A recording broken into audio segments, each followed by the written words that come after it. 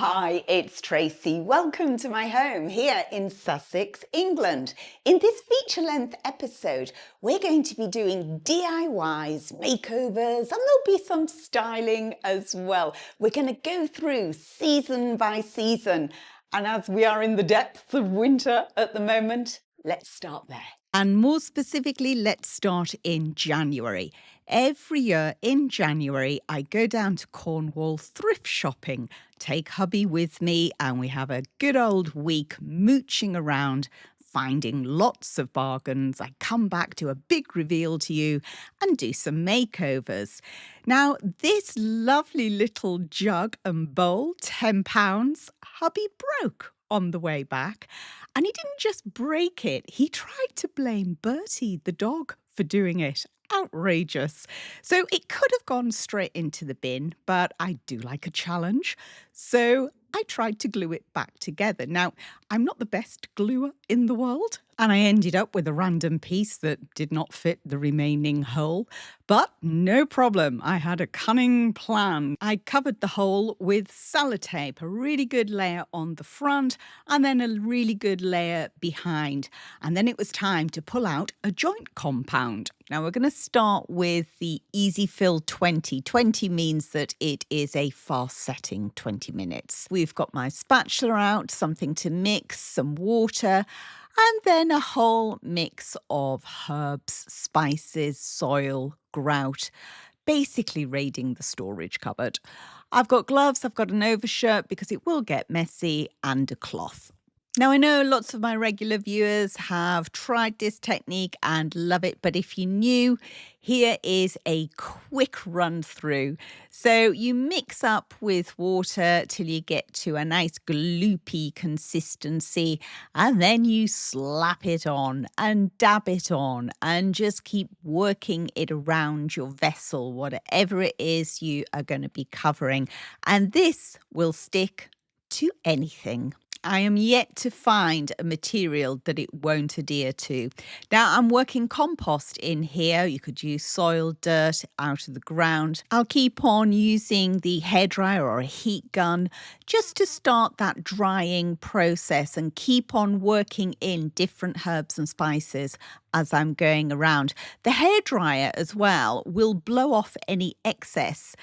Although, don't do what I did earlier and then direct the hairdryer to where all my little pots were and everything shot along the table. Yeah, that was a bit of a boo-boo. Once I've got the outside of the vessel done, I've very carefully flipped it over, and then I'm just going to repeat the process on the inside, paying particular attention to where all the glued, cracked areas are and over that sellotape.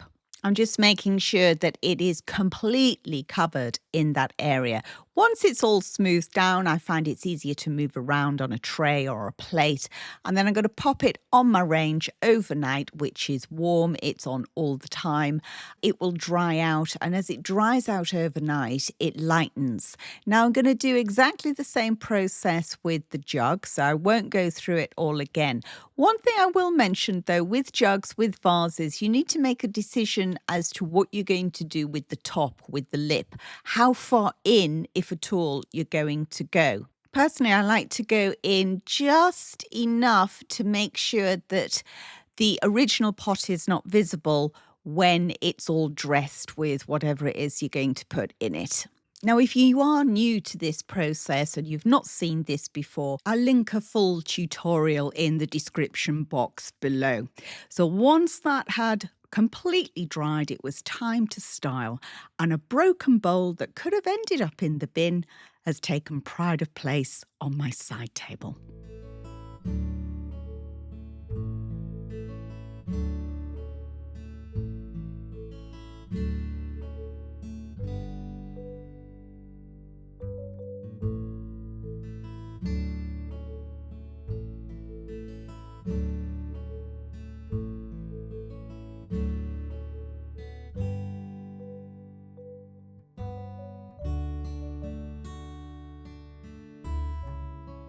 Now to some more items we found on that trip. These mannequins.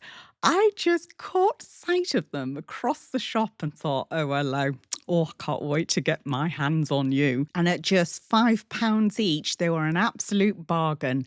Babs and Bruce, I named them. See what I did with them?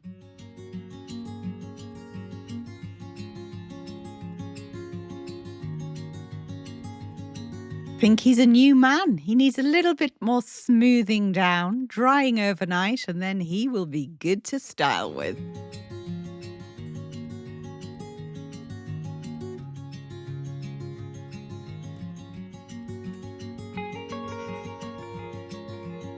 So from a cheap bit of plastic to expensive looking stone.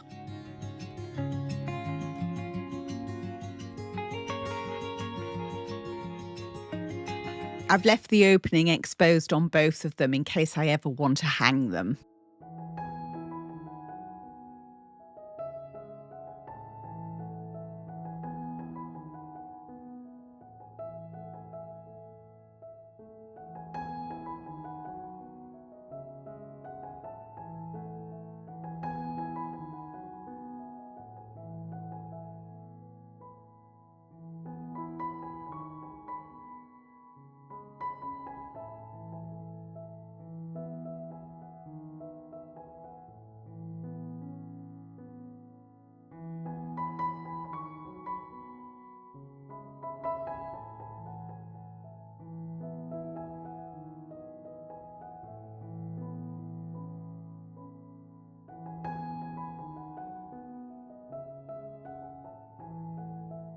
The next makeover is a very simple one of this little £10 piece that I found on the Cornwall trip. First thing to do with this little wooden riser is to take the sticky labels, the sticky cushion pads that were on the feet. I was thinking about using the oven cleaner, but once I got the sander on it, I thought I'd just have a little test with it. And it stripped it back beautifully, so there was no need to go down the chemical route with it. I just finished it off as well with a little bit of hand sanding.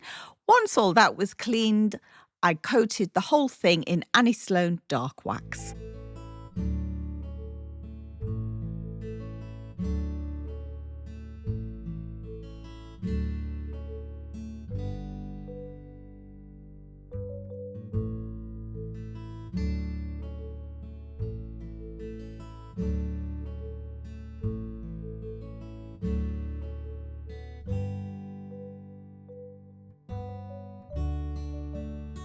Next up is a church candle snuffer, just £5. It was such a find, this piece. Nice solid brass and a blonde long handle, which was a bit too blonde for me, so I just gave it a light sand and darkened it up with some dark wax.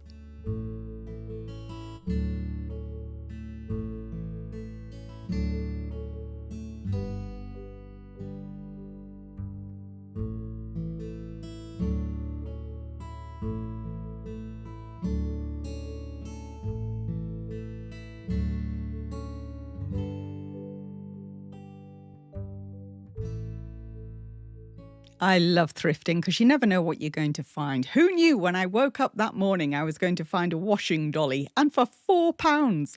My husband thought it was for unblocking sinks or toilets. I sanded the handle and then applied the dark wax over the handle and then down over the head just to darken it up slightly.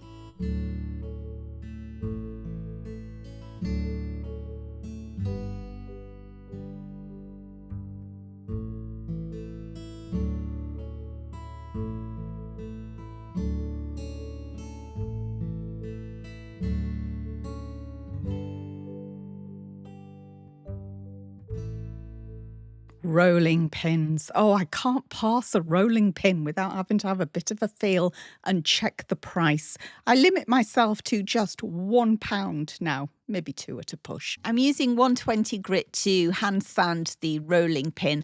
And I also found another one in the back of the garage that I'd picked up some time ago and completely forgotten about it. So I'm going to do the same effect on both. I'm using Osmo white oil stain, painting it on, and then wiping the excess off once I'd got the colour intensity that I needed, and left them to dry overnight before styling with them.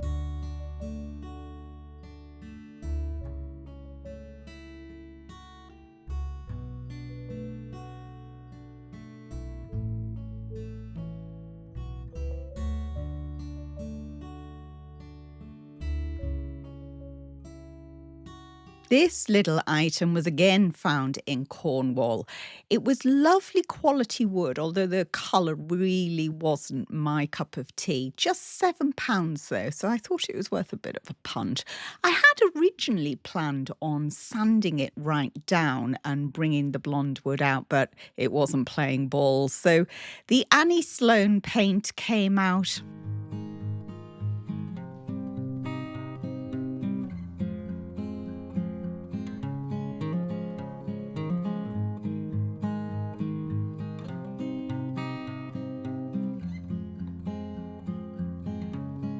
I gave it 2 good coats of the original. Once it had thoroughly dried, I distressed and then waxed.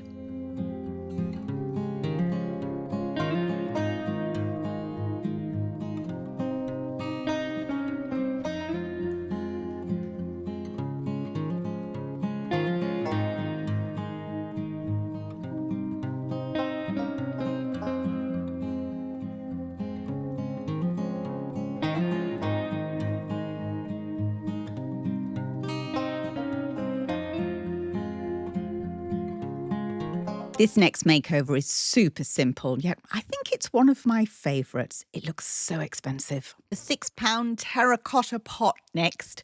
Now, the original Annie Sloan was already out, so I decided that I would cover it in that. Now, original, I don't tend to use a lot of. This is actually an old tin. I'm just finding ways of using it up at the moment because I don't like waste. I am going to cover this in wax after I've put 2 coats on, obviously drying thoroughly in between coats. And so when you put the wax on, it completely changes the shade of the paint. So it's a good way to use up a paint colour that you're not over fond of.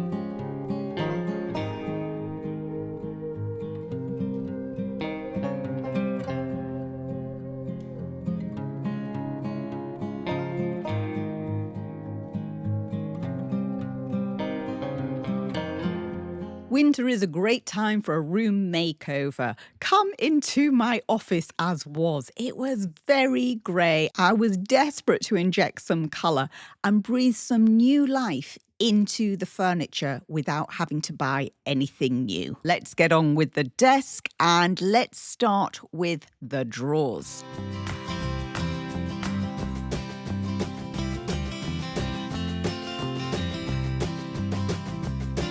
The old handles I've removed are going to go into my handle stash and they'll be used in other projects. I'm going to fill up the handle holes, but the actual keyholes I'm going to leave. I'm using a quickset wood filler and I like to put it on with a artist's knife so you can really push it into the hole, and once I've worked it in and left it slightly proud, I tend to use a damp cloth just to wipe off the excess, and then that cuts down on the sanding. With the drawers underway in the kitchen, we jump back into the office to sort the desk. I've got the old desk top, which you can see underneath was this red colour. We've had this for years and years, and actually here the sanding is only to take off the flaking paint.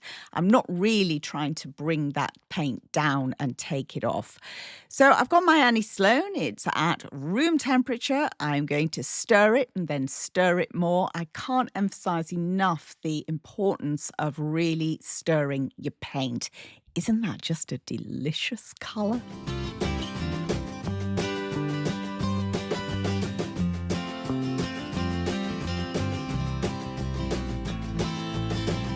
First pass with the roller has given such lovely texture, and this project is all about texture. So now I'm going to move on to the 2 pedestals, and I always like to start upside down. Whilst that first coat is drying, let's jump back onto the drawers and get that wood filler sanded down. I've set the drawers out in the shape that they would sit in the desk, and I've pulled out 4 different paint colours. So here I've got Barcelona Orange, All, French Linen and Original. You'll notice that sometimes I paint straight from the tin, other times I decant into another vessel. It really depends whether or not I'm going to corrupt the paint that's in the tin. Now on this one, I want to use the same brush all the way through. So I started off coming out the tin and then, Bertie just needs love. And when he needs love, that's it. There is no stopping him. He demands it. Anyway, without corrupting any tins of paint, all the drawers have been painted in the 4 colours with 1 brush, saving on washing up. The paint has been decanted into separate containers because now I'm going to add my Easy Fill. This is such a versatile product. I use it in so many different ways. So I'm going to put some into another container. And why I am using this is to add texture. I want to use a coordinating paint and then just dab my brush into the powder, work it into the paint, and then I'm going to let that thoroughly dry.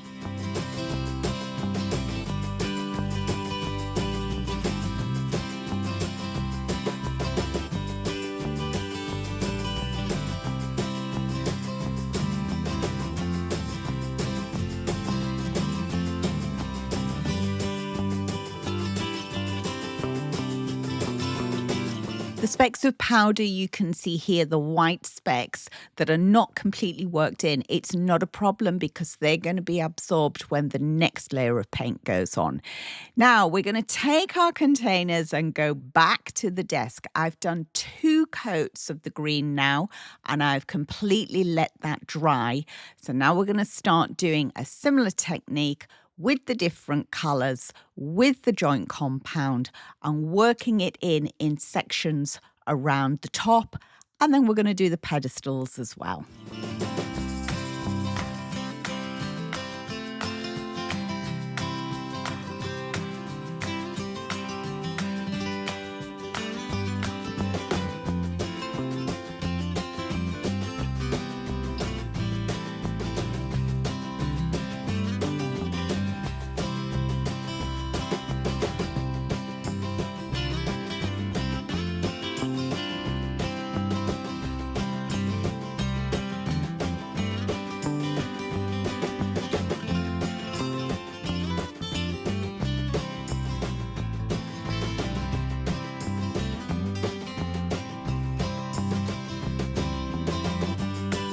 A hot soapy wash cleans the brush up beautifully. And a blast with the hairdryer ensures the drawer fronts are ready for a coat of paint. We are going to go on with the olive. And there are no neat brush strokes for this technique. I'm going on with lots of stippling motions, different thicknesses of paint, and it's a broken paint effect. So you can see the underneath colour showing through. So whilst all that is thoroughly drying, we're going to go back to the desktop and the pedestals. I've got my old white out, but then I remembered I've got a tin of original that I really don't get on with that well. So this is a great way of using that up. I'm using, again, not neat brush strokes. This is lots and lots of dabbing and stippling and thicknesses, different thicknesses of paint. And yes, it is going to look like a hot mess, but you have to trust the process.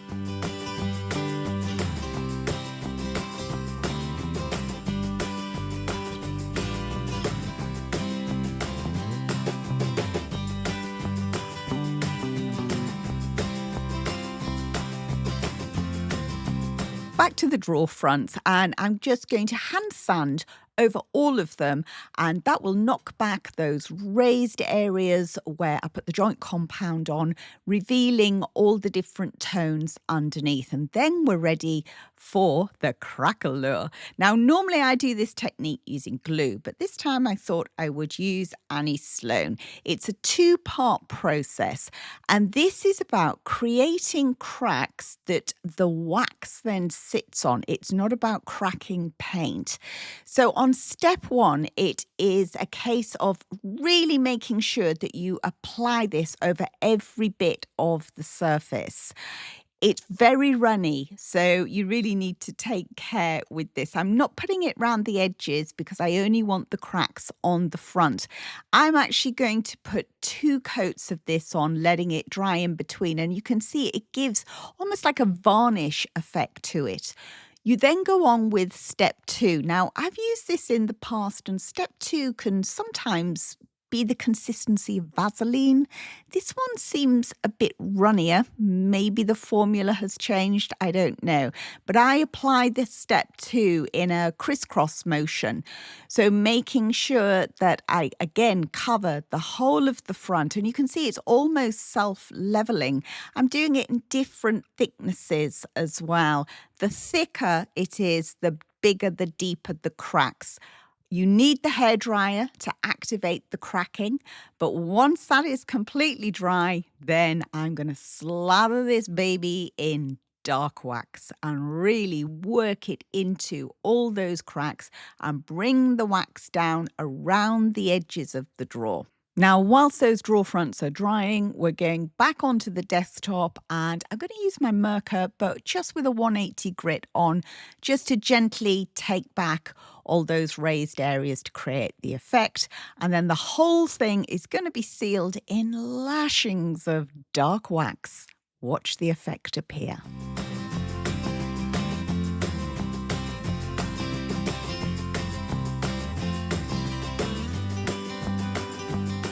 Whilst the desk is drying, let's move on to some more makeovers. Now, I've got 2 chairs in the office.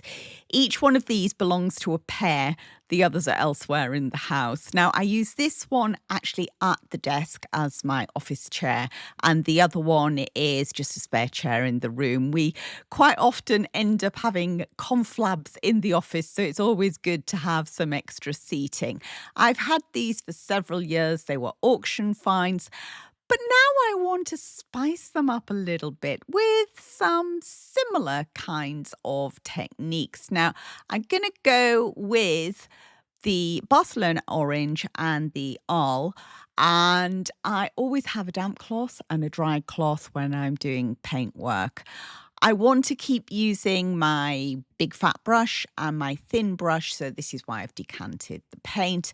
And I'm going to use both the colours in different parts on the chairs.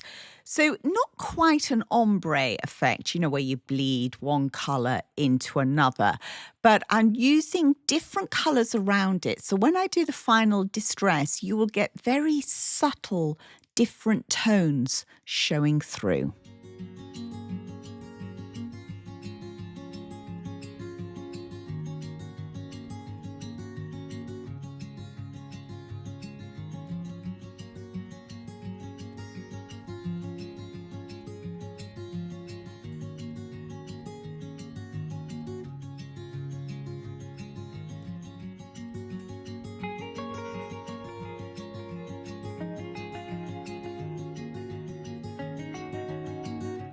Just a hand sand for the chairs, and of course, dark wax.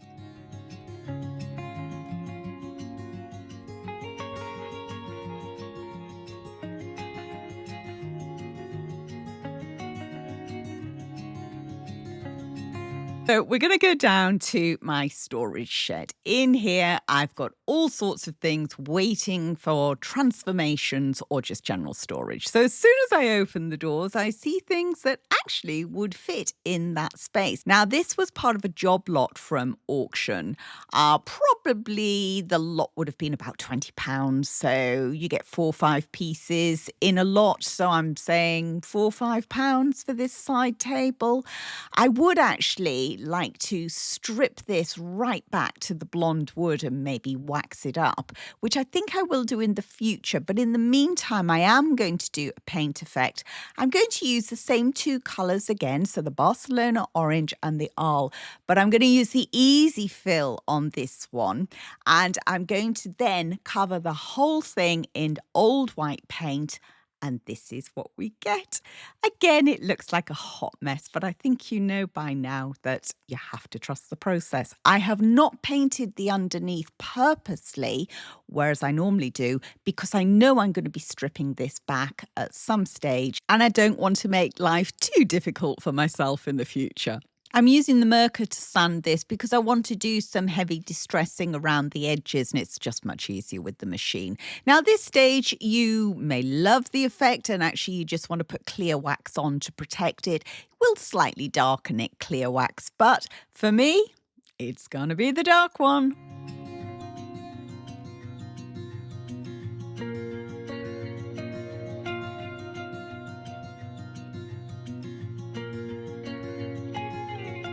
This has been sat in my garage for well over a year. I can't even remember exactly when I bought it. I bought it from a local charity shop, and I think I paid either £70 or £75 for it. And over the year, I've been in there having a little scrape, a little dig, thinking, what on earth should I do to it? How should I finish this? It weighs an absolute ton. It is so heavy. At this stage, I still don't know what I'm going to do with it. So I've got it into the house. I've got my decorator's tool out, which is great for scraping back. It's covered in a gloss paint. So somebody has obviously taken a brush to this. It's got so many different colours underneath it. So I'm just going to have a really good play with it. You can see it is damaged in so many ways. It's cracking, it's hazing, but hang on a minute. I've just spent ages trying to create a hazing effect. So I've tried a little bit of dark wax on it and thought, hello, I quite like that. I'm carrying on cleaning it up. And I'm just using a blade to take off all the little bits of stale paint. You know, they've painted it with the glass in. I'm using the scraper as well to take off some black paint, just creating a lovely distress. I even had the heat gun out at one stage. I absolutely went for this. So now it is thoroughly cleaned. It's all been chipped away and rubbed back, and the dark wax is coming out. Now, one little tip when you're painting or waxing a mirror, take a piece of paper and then just slide it between the glass and the frame, and that way you won't get any of your product on your lovely clean glass.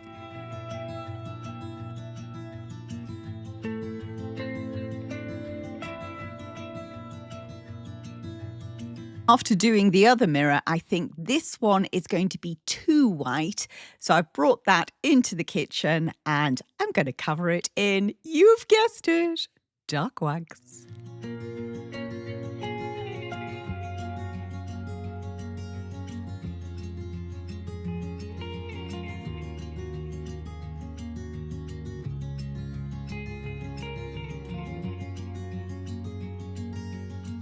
And whilst I've got the dark wax out, I'm going to give a little makeover to this tray. It's a very cheap one. It was just from HomeSense, but it's always handy to have a tray on a desk.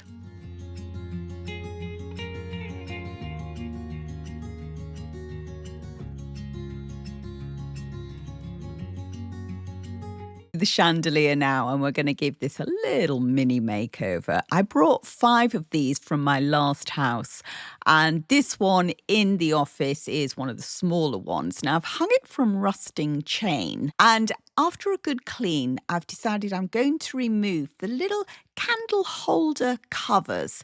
It's a really super quick, easy way of just giving a little twist. They're bright chrome. I don't want them bright chrome. So I'm going to use a mixture of matte black paint and my favourite gold spray, which is almost like a brass colour. I don't like spraying in the house, but it's so cold outside. I've made a little spray zone, popped my 2 different colours on, and once they're thoroughly dry, I'm going to stipple dark wax over them. It's a very small detail, but I always think good design is about those small details.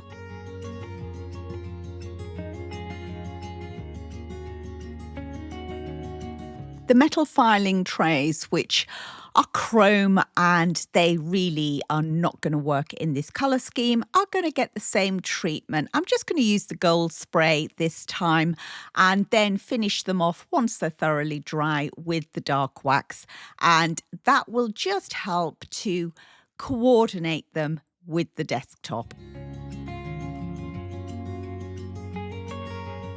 Now, the angle poised lamp is a different kettle of fish entirely. This was very expensive and we've had it a long time. Should I risk it, Bertie? Go on, should I risk it for a biscuit? Oh, do you know I am. I'm going to do it because it's not working for me in the chrome. I love it. I don't want to get rid of it. I just want to change a colourway. It was a bit tricky to spray paint this in the house. Ideally, I would have taken it apart and done it all out in the garage, but as I say, it's just too cold. So it went into various positions and I managed to get it all sprayed. So once I'd got that first coat on, I brought it down into the kitchen and then I decided, well, you know what's coming, don't you? Yep, it's the dark wax.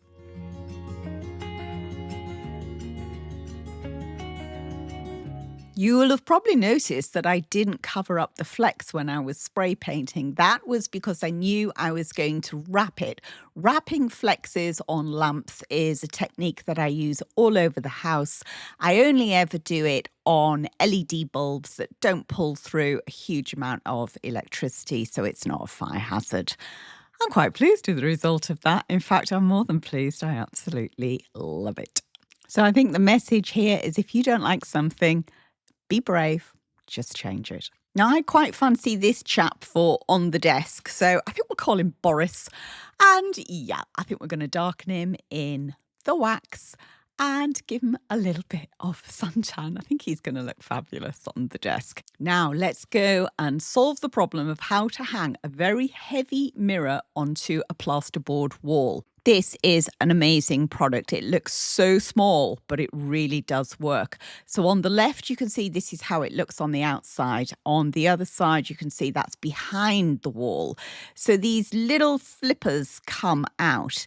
Now, I've got a 15mm drill bit and I am going in and making my hole on both sides. Bearing in mind, I have measured and measured. I'm tapping these in, then you use a little screwdriver and twist, and that puts those flippers out at the back. This tiny little screw goes in and it takes the weight. I mean, this is so many kg, I cannot tell you. It takes 2 men to lift this mirror. I am so impressed with this product that I am going to be buying so many more of them and hanging so many things on plasterboard.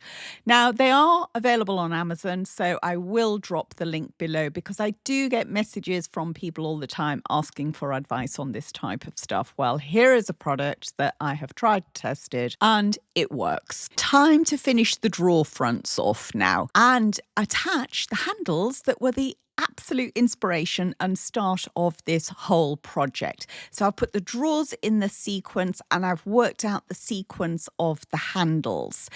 Now, the screws that I've got are bright chrome. Not ideal, but it's not a problem because I'll show you a little tip with that in a moment. It's really easy to attach these handles because we've got the keyholes, so we know exactly where the center point is. What I'm doing is using the keyhole as the center point and then just doing a very small little pilot hole, so not going all the way through, part attaching each of the screws, and then it gives you a little bit of wriggle room just to maneuver that handle, and then you can tighten up the screws so you get the handle exactly how you want it. Job done. But yeah, as expected, does look a bit pants, doesn't it, with that chrome head? So the way to rectify that is, yay, dark wax. Little bit of dollop on. Remember, it sets really hard, so it just knocks back that colour and we can pop those drawers in.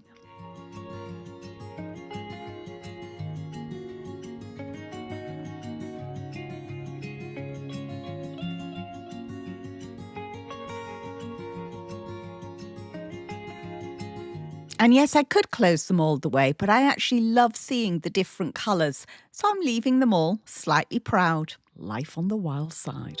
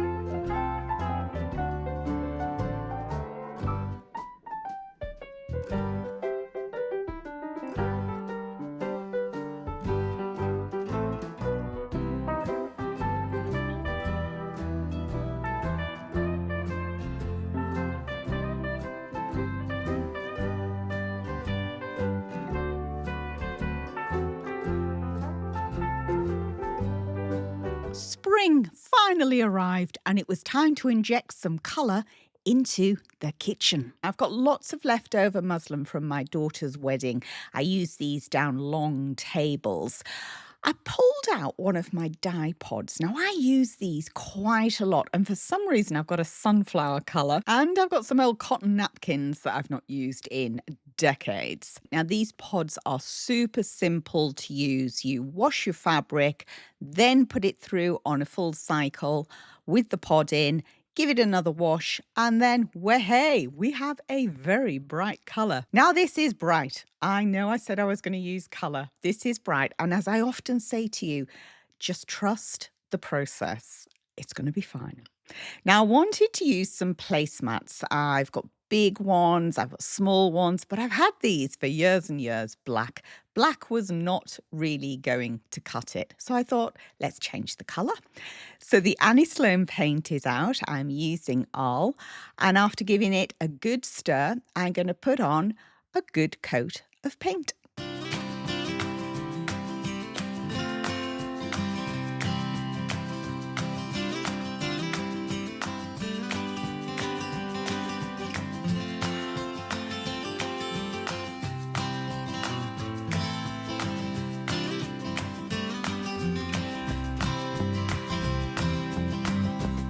After the second coat had thoroughly dried, I went on with clear wax. Now that will soak right down through the paint onto the underneath and it will make it solid. So it'll be absolutely fine to use.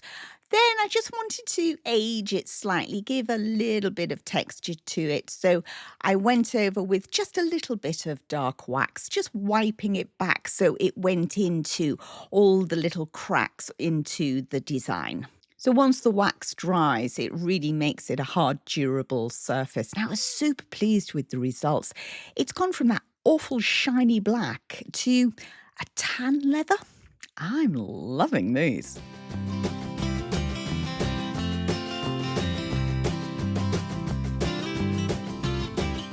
The yellow napkins, well, they were cotton, so they dyed, and they're finally going to get an outing after being sat in a drawer for years and years.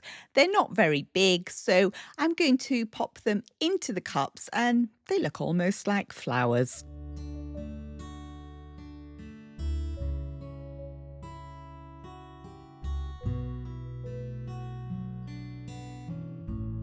The next project starts down at the storage sheds, not in the big one, but in a smaller one. In here, we have huge amounts of golf balls. You'll have seen this stash before if you've been with me for a while. And of course, when I saw these bright, luminous, yellowy green ones, I thought, fabulous. Let's order some raffia and let's get the glue gun out. And we're going to cover the golf balls in the yellow raffia.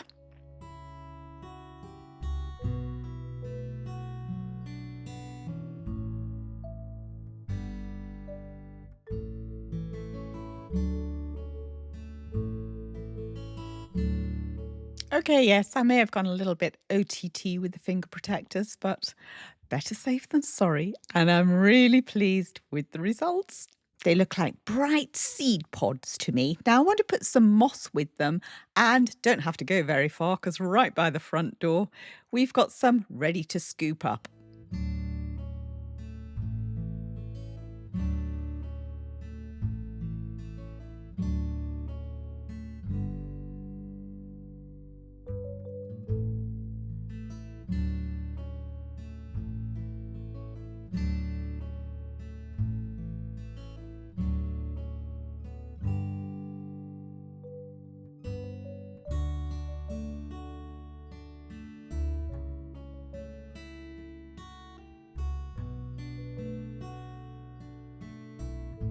The gypsum filler is being used without water so it can dry back and I can keep on using it.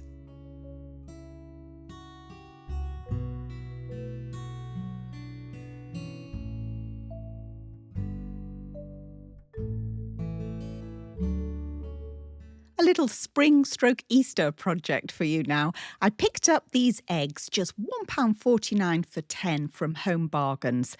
Did look a little bit cheap and the colours weren't really doing anything for me, so I set about trying to change them. First of all, I took off the existing hangers and then picked off all the glue in order to give a nice clean surface in which to start painting. Out on the veranda, I set up a little spray painting station. I've got some long skewers which I'm going to use inside the egg, and that just gives me a way of being able to hold and rotate, cover them with paint, and then poke them into the cardboard. But Houston, we have a problem. The paint is just not sticking. I don't know what is on these eggs. So I'm going to go back to my tried and trusted method of using chalk paint. So after a couple of coats of chalk paint, I thought, I wonder if that yellow paint would now stick. Now, I don't want them completely covered in yellow, so I gave them a little bit of a dusting, and it just created such a lovely effect. Very happy with that, but I want my speckles.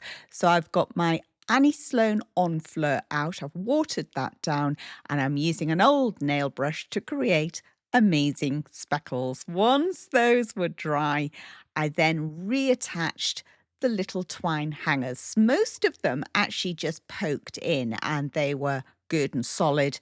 Others I had to drop a little bit of glue on. So where to hang my little egg creations? Magnolia branches popped into chicken wire in a great big heavy pot. This pot actually was from HomeSense and I did a very watered down stone effect on it. Now to cover up that chicken wire, I just took a leftover piece of the dyed yellow muslin and wrapped it all around.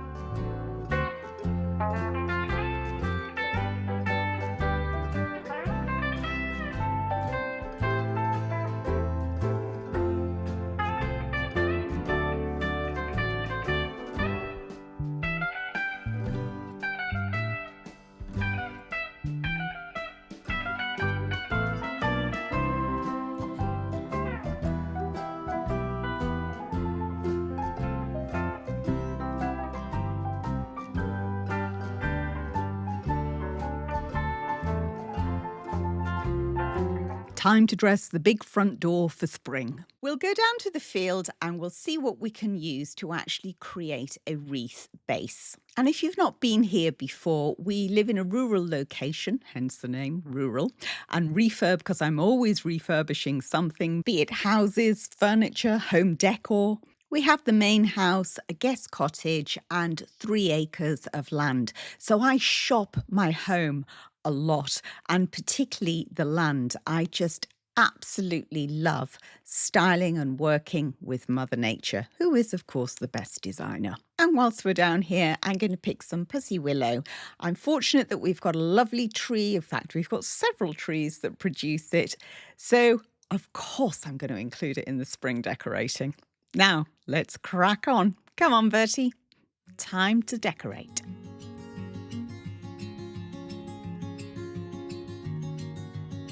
I've got some covered wire that I get off Amazon. I use this quite a lot. I've also got the old wreath base that I normally use on the front door, and I'm using that really just for sizing. The whips, the branches that I've picked, are really quite sappy, so they're nice and flexible. So they're going to be ideal for making that circle, that shape. I find that by bending them backwards and forwards before I work with them, some are quite stiff. It actually loosens them up and makes them more pliable. Now, because each one is not the length that I want, I've tied a few together just using that covered wire from Amazon. I just find it blends in and looks a lot more natural than using straightforward wire. Once I get it into a circle form, then I just want to double check that it is actually going to be the right diameter. Once I've gone round it a few times, I find that I don't really need the wire anymore, and I can just use each individual whip, wrapping it around and tucking it in.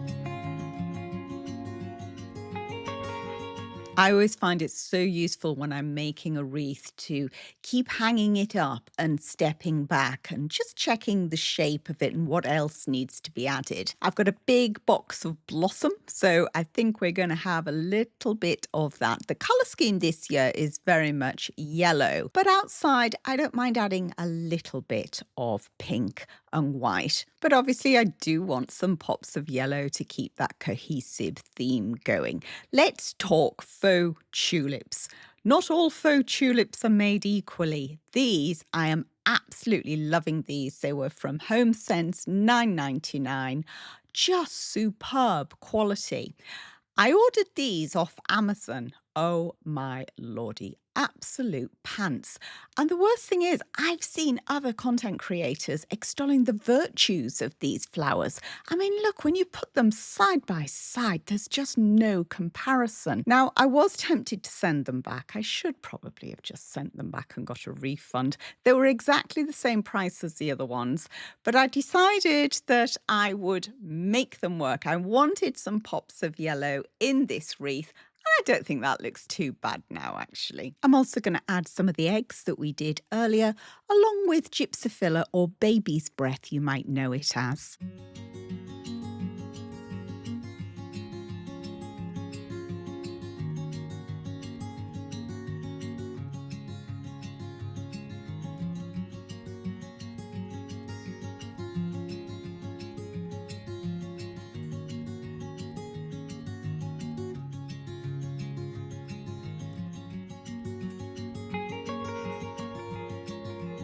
The next spring project was a big one, a thrifted mirror gallery wall.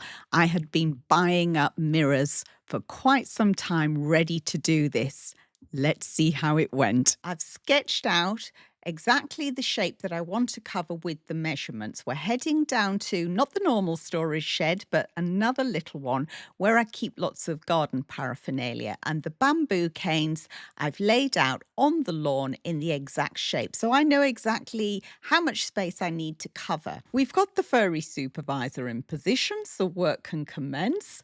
I spent half a day, probably nearly a whole day actually, playing around with these mirrors, moving them into different sequences. The main thing I wanted was I didn't want the lanes, if you like, the roads going between them, around them, all to be the same size, which does actually make hanging a lot easier. First thing I like to do when I've got a collection like this is have a really good look at the backs. See what I'm dealing with, what fixings I've already got, what I'm going to need to add. The next thing I need to do is give everything a jolly good clean. And I do enjoy the cleaning process because it gives me an opportunity to really have a close look at each one. I know the sequence and the way everything's going to be hung, so now I'm going to go on and make sure everything has the fixings that way. So the brackets, the wires, the string. I never throw anything away. I always keep everything I take off because you never know when you need that thingamajig or a whatchamacallit.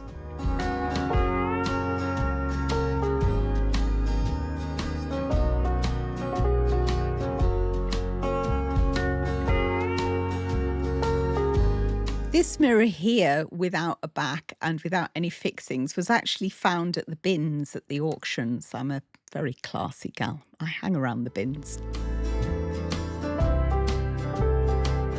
So we have 17 mirrors, all different shapes, sizes, finishes, how to make them cohesive.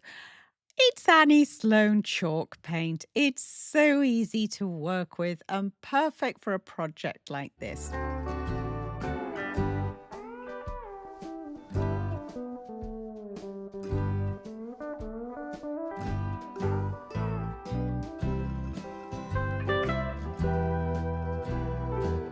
Now, some people like to tape up the glass. Well, quite frankly, I just need to crack on. I've got a lot to do here. I find chalk paint so easy to take off glass. I'll show you how I do it in a little bit.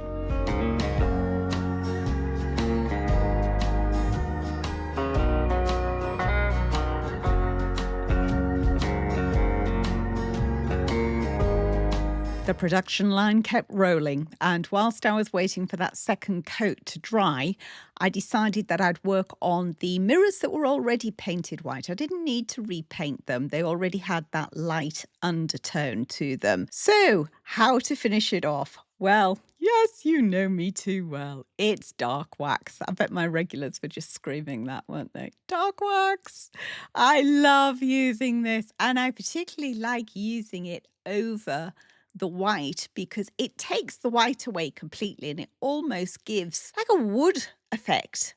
So everything is going to look similar. All the tones are there, but each one is going to be a piece completely on its own.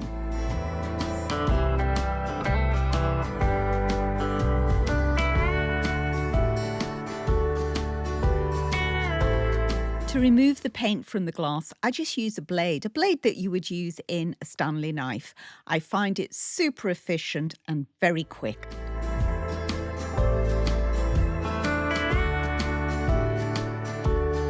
I love a distressed look, and normally I would use sandpaper, but on these mirrors, I'm just using a wet cloth and rubbing back. When you put the wet cloth on, it reactivates the paint, so it's very easy to lift it off.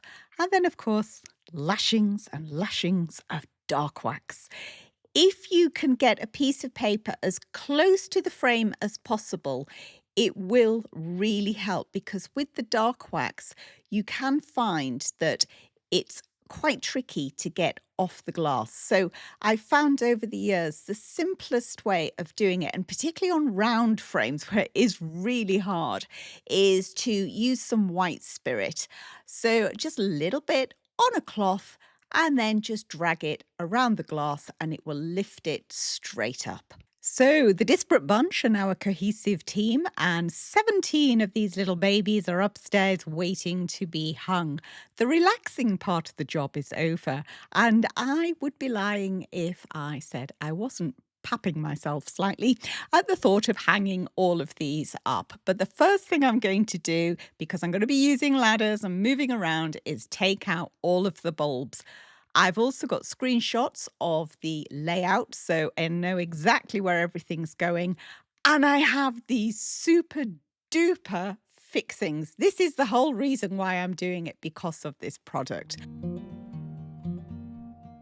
There's a faint little arrow on the outside, and you need to, when you put this in the wall, have the arrow pointing upwards.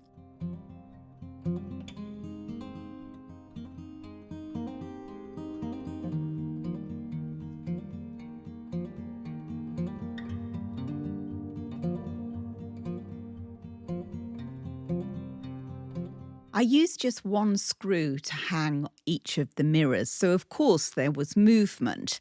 I have these little silicone pads, and they were superb at stopping the mirrors from moving around just by sticking one on the back of the frame at the bottom.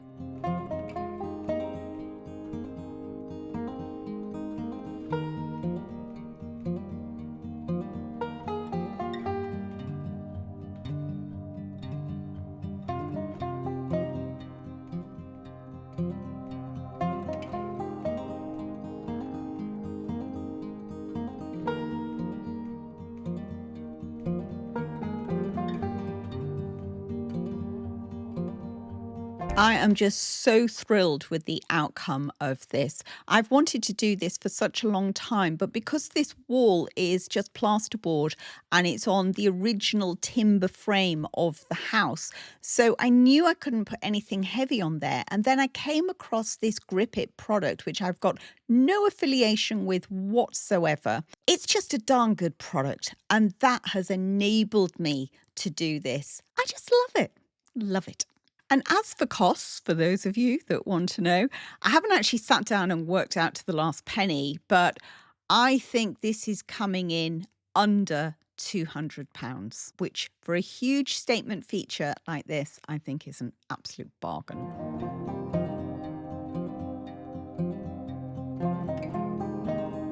For our next collection of makeovers, we're moving into the sitting room, where we're going to have a little bit of a revamp. This torchère plant stand, lamp stand, was an auction find many years ago, and it has been through so many incarnations. It's got so many different layers of paint on. Because there's already chalk paint and wax on it, I am just going to go straight on with the dark wax. And wherever possible, I always start upside down.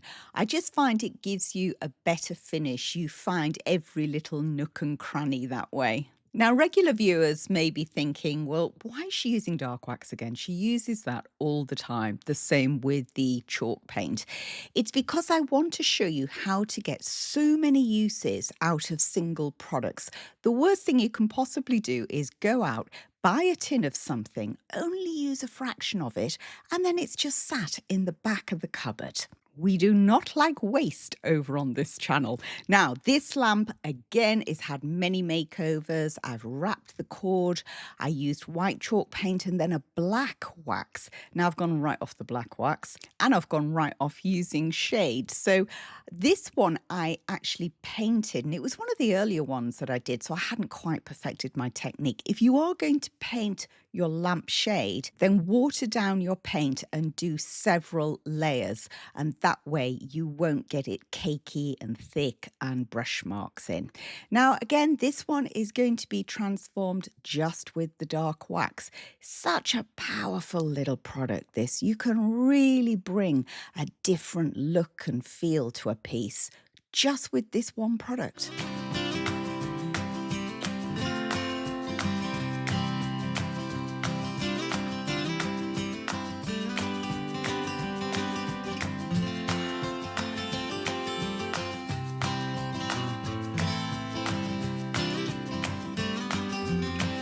Going to use the same coir that I used on the flex, and what I try to do with these lamp holders is make it reversible. As my style and tastes are always changing and I'm always making things over again and again, I may get to a stage where actually I want lots of shades again. So I want to take off all this wrapping that I've done, and doing it this way means that I can.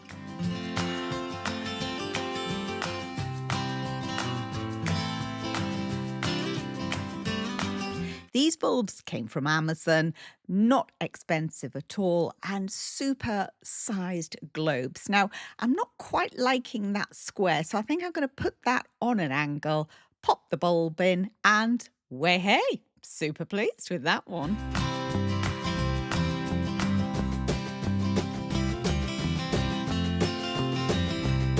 Over to the other corner of the sitting room now, where a few other items had caught my eye. Time to get them outside. This was found in a job lot at auction, again, many years ago. I love the paint effect that I've done on here. I just don't like the tones. I don't like the colour. Now, this is not chalk paint finish. This was a satin wood that I dragged over. And Annie Sloan wax works best on Annie Sloan chalk paint or any chalk paint because it penetrates through. It goes right the way through to the substrate and it bonds and creates a really tough, hard finish. It's a bit of a gamble working the wax over this paint because it's not going to react the same. But then we don't want the identical finish on everything because, quite frankly, that would be a bit boring. But we do want a cohesive look throughout the whole home. So by keeping similar tones, you can achieve that. And I could have painted all this in white first, but I actually quite like to experiment, and I think Bertie approves. It's a good finish. Now let's move on to this next lamp. This was originally glass and red. And the shade, I can't even remember what colour this shade was. I think it was black. So it's had a big transformation back in my grey phase. And now it's going to get another big transformation, only it's going to be quite simple to execute. Now, I mentioned my grey phase. I think we all kind of dabbled in grey, didn't we? I don't mind grey. I quite like grey as an accent colour, but rather than having, say, 80% of it in my home, I'd like to drop it down to that kind of 10-20% mark, which is the process that I'm going through now as I'm working my way around different rooms. I'm just scaling it back ever so slightly. Well, actually, not ever so slightly. I'm scaling it back quite a lot, but not on the big expensive items.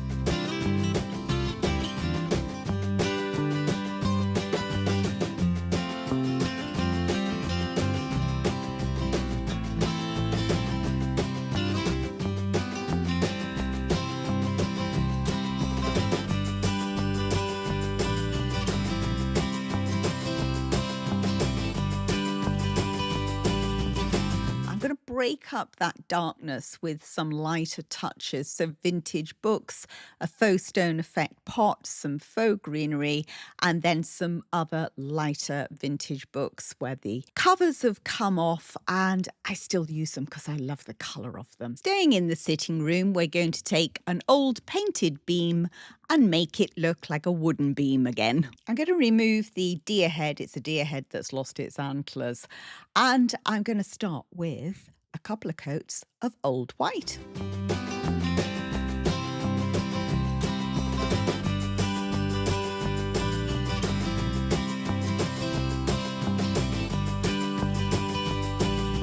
When we replastered in here, the plaster came over to the beam. So I'm having to work very carefully to make sure that I work right up to that plaster line. After 2 coats have thoroughly dried, watch the magic happen when I apply the dark wax. And actually, it's always a little bit scary when it first goes on.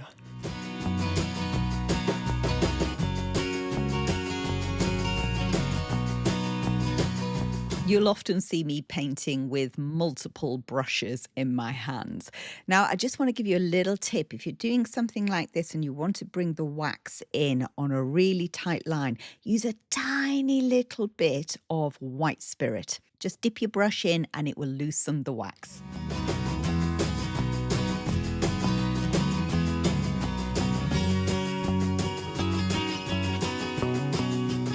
Once the beam was painted and waxed, the deer head looked completely the wrong colour. So I think you know what's coming. We're going to change the tone of it with dark wax. The 2 holes you can see there are for antlers to go in, but obviously fitting it in that space, I couldn't include the antlers, so they've just been set aside. I absolutely love using this dark wax. In fact, as my husband says, if it stands still long enough, it will get waxed.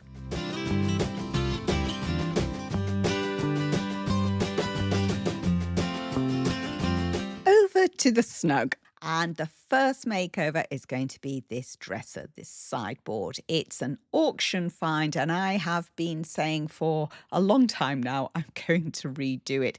When I got it from the auctions, I painted it black. I had a very dramatic, big dining room in a manor house. So it had a big makeover there. Here, I painted it dove grey. I went through a whole silvery grey thing as well, coming out of that. It's a lovely solid piece. It's super storage and really fits the space well. First thing you've got to do is get into your painting slippers. Bertie's having a stretch. He's ready for action. And the hardware is going to come off. Now I'm going to reuse this and I'm going to show you how I create a different finish to it.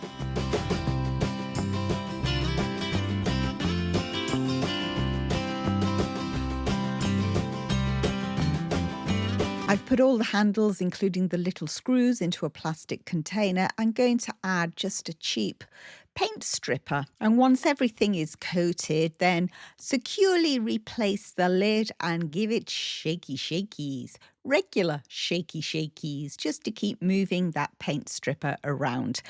We've set that aside, and now we're going to crack on with the dresser itself. I don't want to lug this outside, so I'm going to paint it in situ. We're going to keep it light, and we're just going to use the 2 products again, just the chalk paint and the wax. So once I've got all my tools together, all my supplies, I'm going to pop them all on a tray. I just find keeping things on a tray, it keeps them all corralled and they're easy to keep moving around.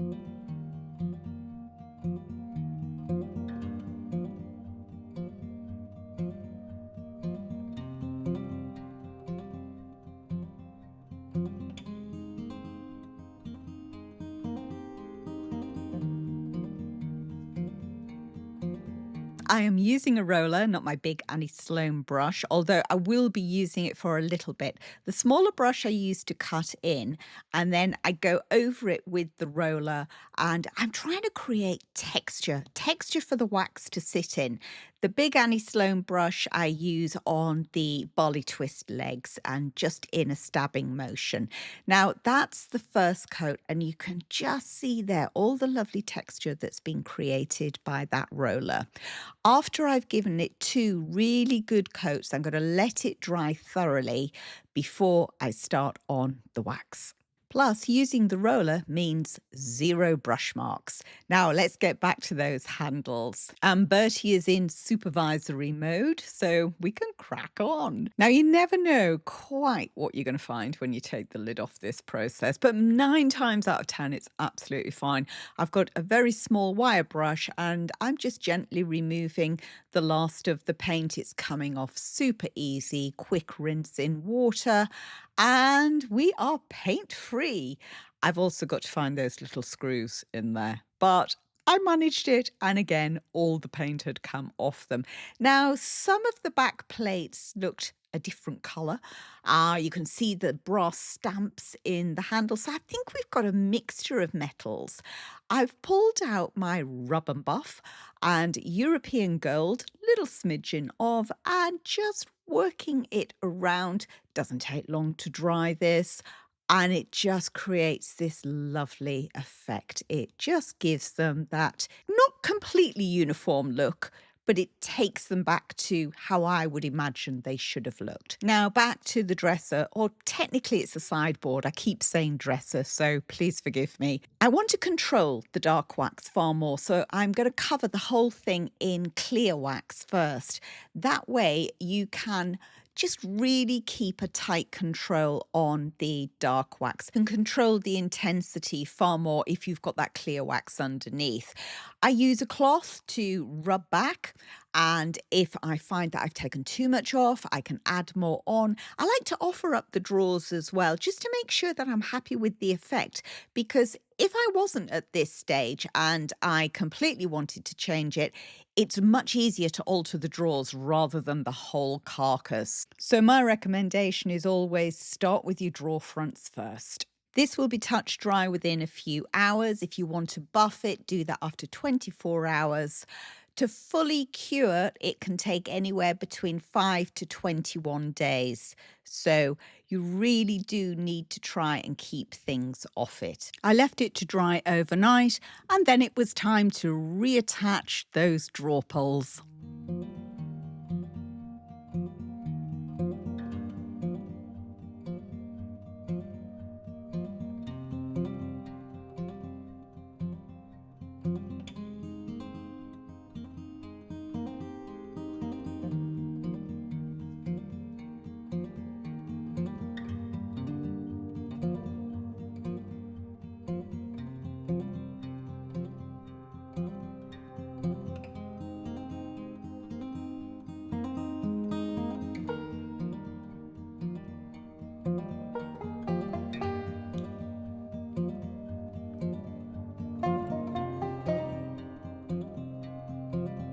Next makeover, and it's the mirror above the fire. Now, this was one of my first ever car boot finds many, many moons ago, decades ago.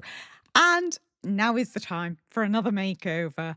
So I have painted this previously in old white and then finished it in the black wax. So this time I'm just going to go straight over it with dark.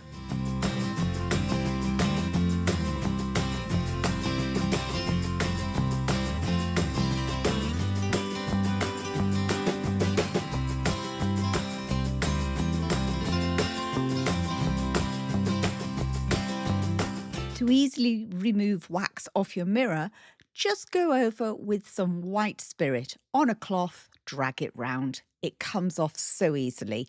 And the fork, just hang your string, your wire over the fork handle. Easy way to get a picture of mirror on the wall, then just pull the fork out.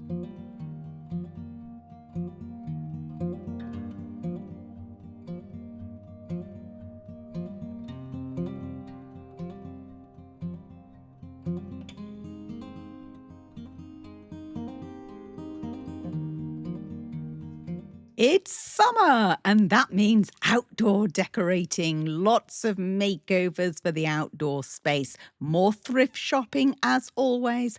And I came across this £7.50 pot with a lid. Super heavy weight. Wasn't overly keen on the colours, so I decided to give it a bit of a wash. I'd been painting with the olive, and so my big brush was already loaded with paint, and I hate to waste paint. So, albeit my jar slightly too small in the top, I just kept dipping my brush into the water just to loosen the paint that was on there. And I was able to give it a really nice wash and change the colour. Of course, it's cost me absolutely nothing because it's paint that would have just gone down the sink when I cleaned my brushes. Once I was happy with the effect, I sealed it all with clear wax. And when that was dry, it went out onto the veranda coffee table for styling.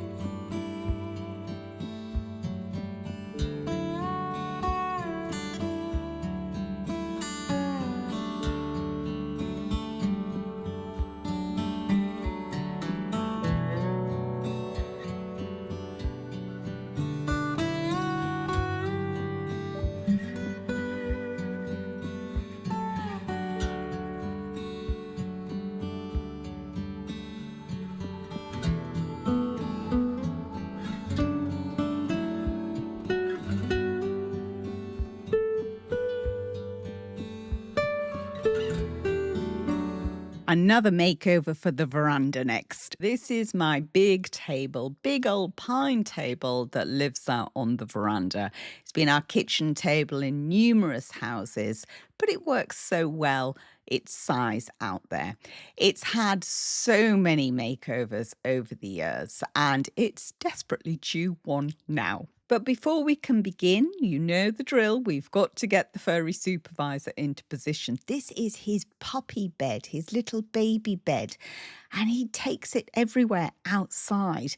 He uses it like a pillow, and sometimes he'll curl up in it, even though he is way too big for it now. Can we begin, Bertie? Yes, we're getting the paw of approval. Now, this is my sander that I use. I'm quite often asked what it is I use to sand. This is a Merkur, and it's got a huge extraction unit on it. So it's really dust-free sanding, or virtually dust-free sanding, and I use the Abranet sanding discs on it. It's not the cheapest bit of kit in the world, but for me personally, it's made a huge difference for the volume of work that I do. Now, I'm not trying to take this all the way down and strip it off completely. I just want to take off all the paint that's loose and flaking and create a nice flat surface ready to take the paint.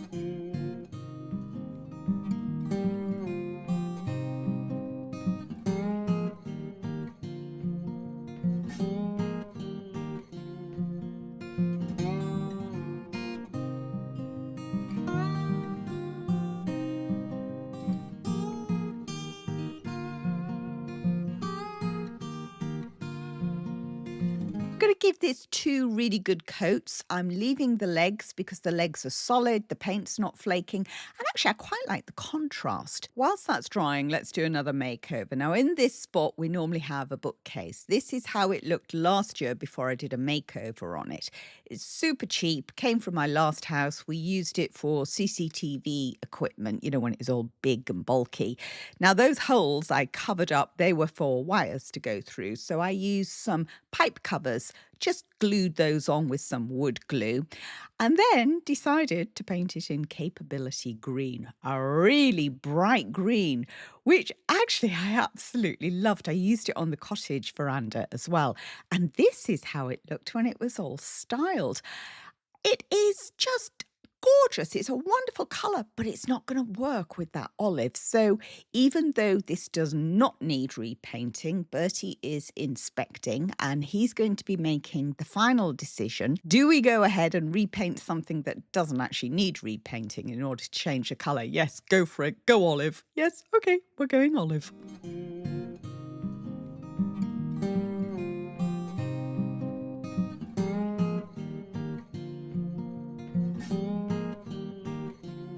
And yes, I've painted the back as well. I always paint the backs where possible and the underneath because I think if you're going to do a job, you might as well do it properly. Now, the table is dry, so we're going to seal it in matte lacquer, a clear matte lacquer. I've got my supplies out and always a damp cloth. You'll always see me painting with a damp cloth. Now, with the lacquer, I've got a whole tutorial on really how to use this product because it can be a bit of a tricky dicky sometimes. So I will link that video below. But basically, I am going to roller one coat and then you can see it's a little bit stripy. So the way to counteract that is then roller in the opposite direction. And with dark colours, maybe add a little bit of the paint to the lacquer and that will take away any cloudiness or striping.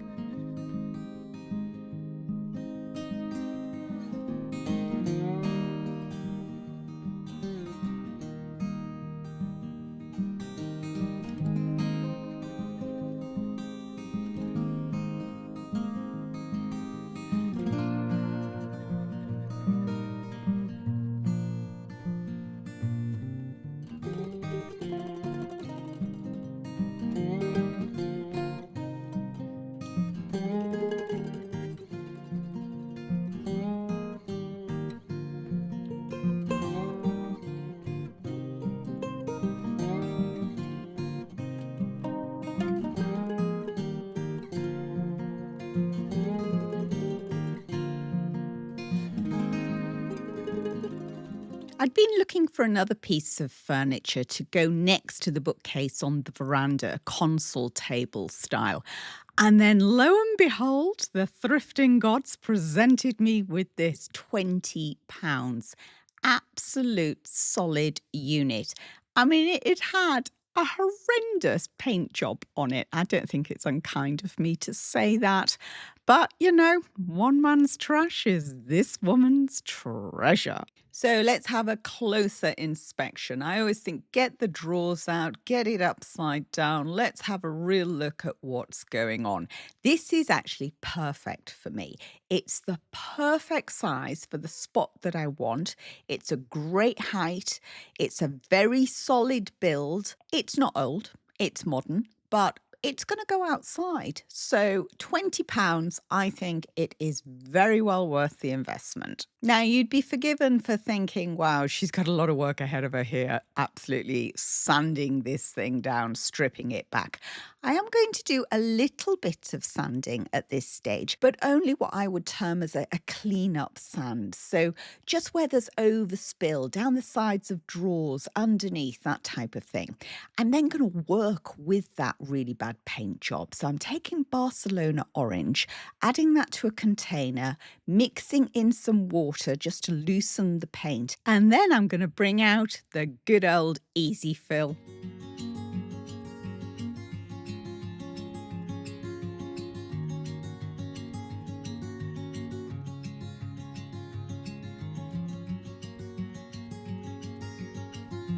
I've taken an old paintbrush. I don't want to use my nice Annie Sloan chalk paintbrushes.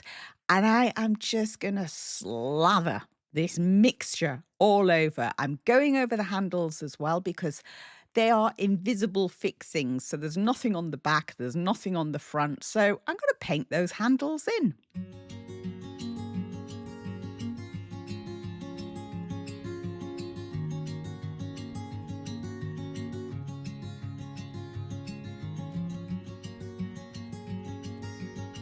It can be quite scary when you first try this technique, but as always, please just trust the process.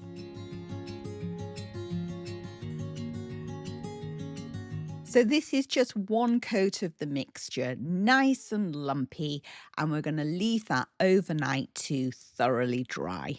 And what a beautiful morning we have woken up to. Bertie and I come down here first thing at first light, cup of coffee in hand for a wander. Although he is quite a slave driver, he's saying, come on, love, we've got work to do. Well, it's all dry now, so now we're going to cover it all in our gorgeous olive green. And just a quick reminder, please do hit that thumbs up button if you're enjoying this video. And if you're not subscribed, then please consider subscribing. It's completely free and it really helps the channel. Thank you.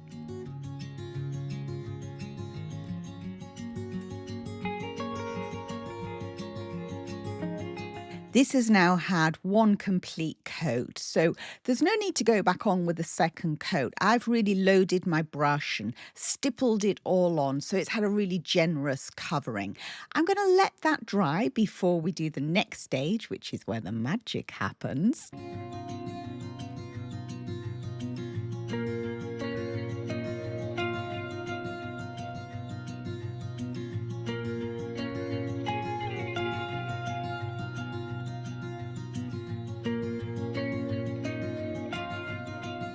Even though the sander has a great extraction unit on it, I have done some hand sanding, so I like to finish off this technique with a good vacuum. It's time to seal the piece now, and you've got a choice between lacquer and wax.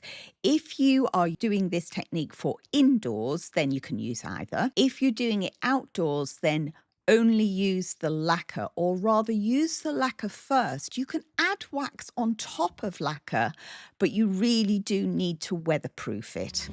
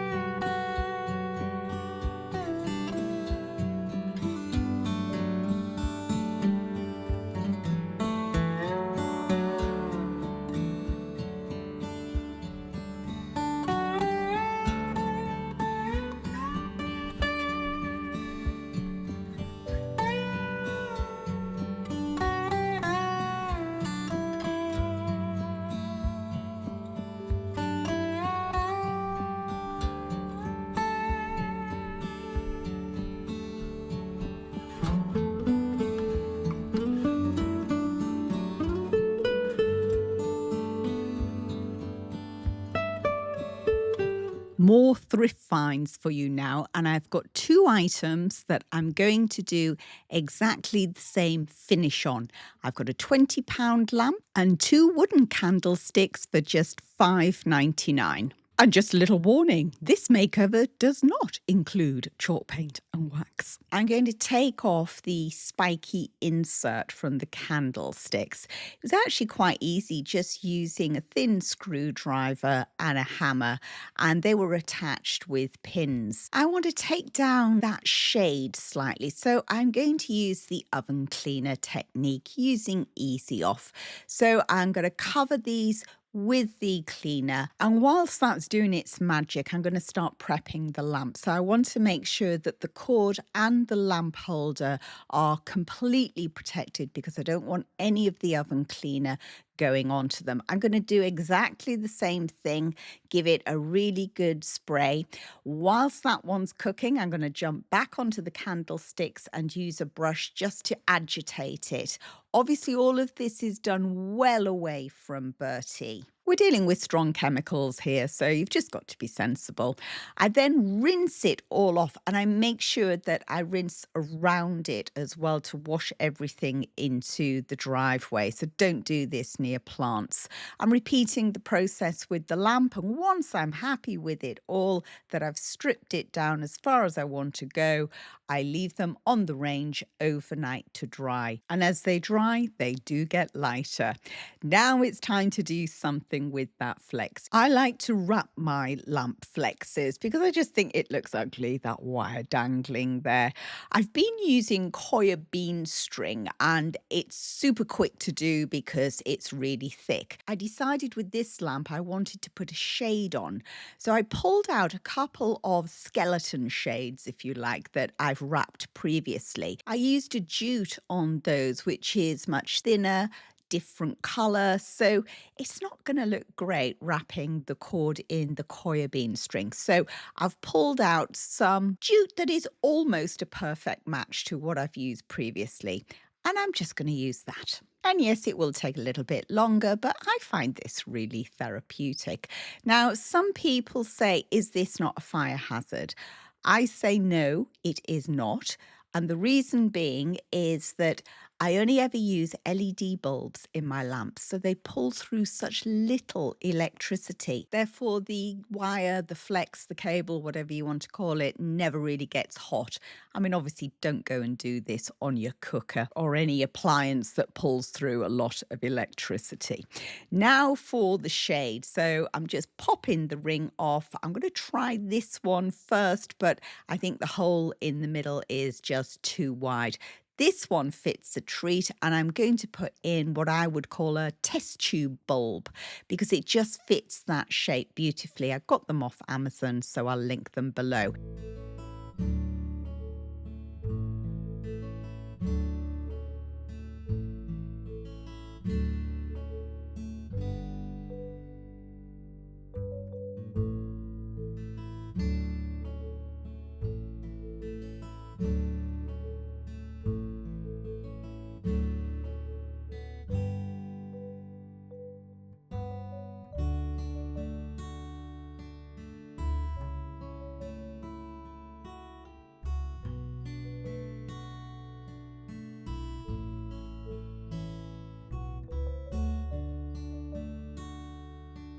Summer in our field is always an extra special place.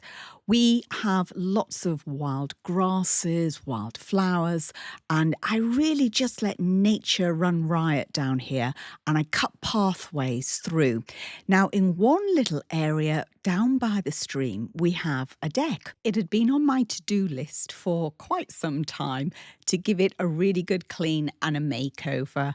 And finally, last summer, that was the time. Now, these table and chairs, hubby thinks I should just tip them on the bonfire or use them in the wood burners.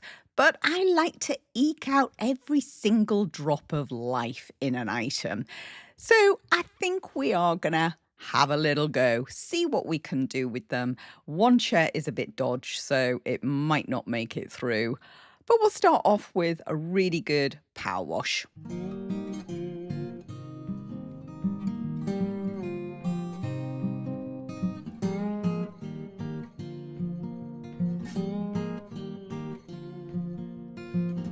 Now, it would have been great if the power wash had taken off all the paint, but unfortunately it hasn't. The only way you would get all of that off, I think, is really with sandblasting, and it's just not worth it on something like this. So the big old Merker has come out, and we're going to give it a little run over with the sander. Time for the furry supervisor to make an appearance.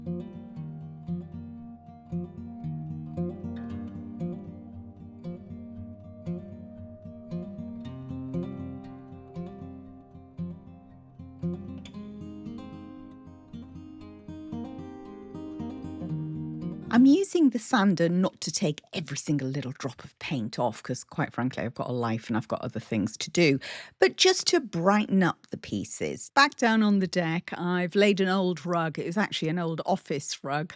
Bertie loves going into the stream, and when we were filming this, it was technically a heat wave in the UK. So the furry supervisor was cooling off all the time.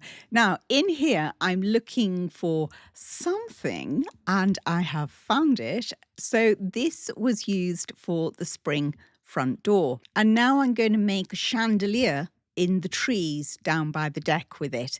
I am also pulling out some old candelabras. They are desperate for a makeover.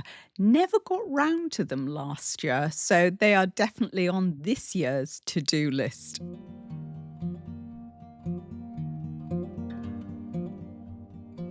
I've got a hankering to do something, not quite sure yet, with these light shades. I've already wrapped them in twine and I have been using them on lamps, but the lamp bases are now back in the storage shed. So we might as well utilise what we've got.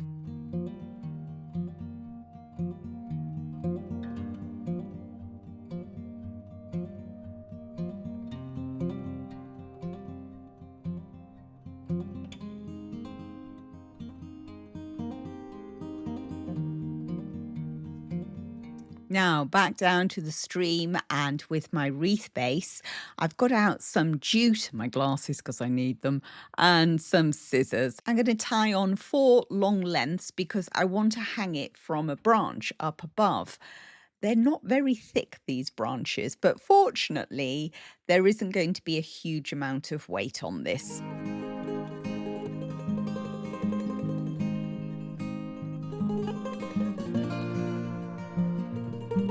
This is something that you could do with any wreath base, and not just the base, it could be a fully decorated wreath, and you just put the wall side, if you like, the undecorated side, pointing upwards to the sky, and have your decoration showing below, and then you can attach whatever your imagination comes up with. I'm loving these bulbs, and in particular you've got 2 different ways of hanging them.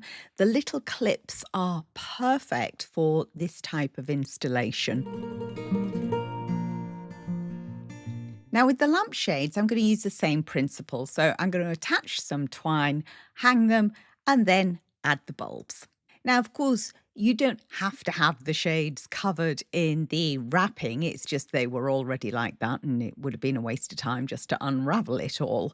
You can pick up these shades, be it from pendant lights or lampshades, very cheaply from thrift stores, from charity shops.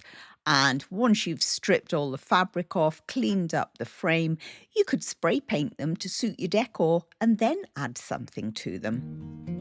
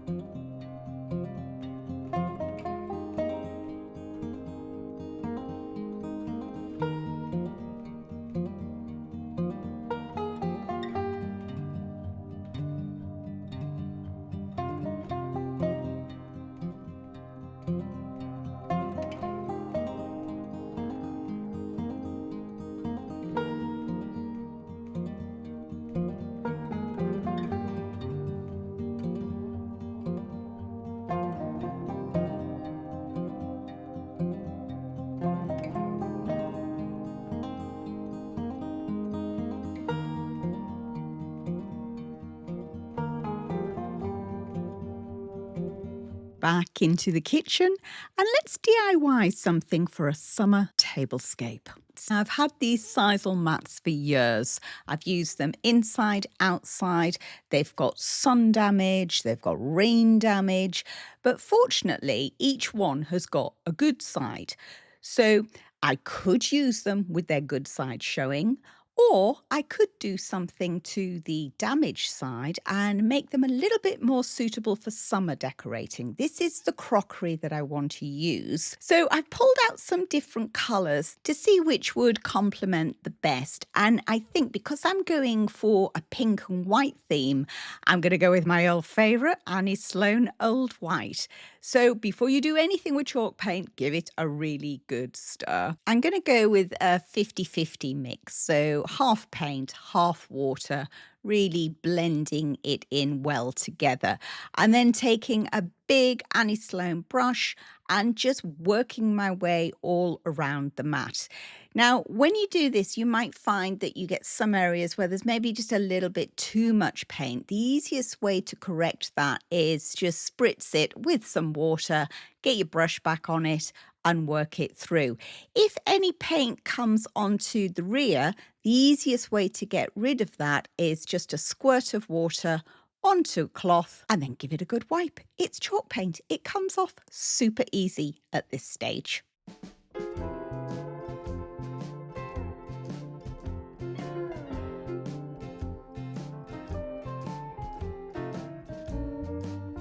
As I've used a wash, the mat is still really flexible, but to make sure that it stays flexible and to seal all that paint in, I'm going to cover it all with lashings of white wax.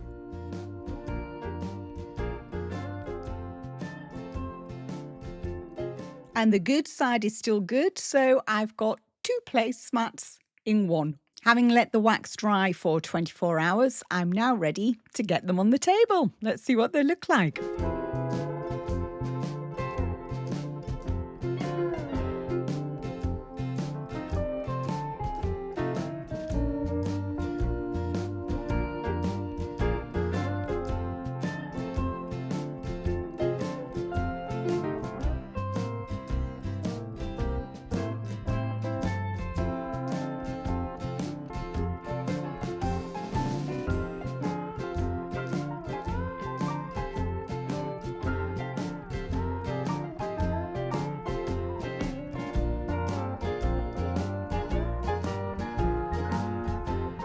I've got this basket. This again was a charity shop find with a lid for just a couple of pounds.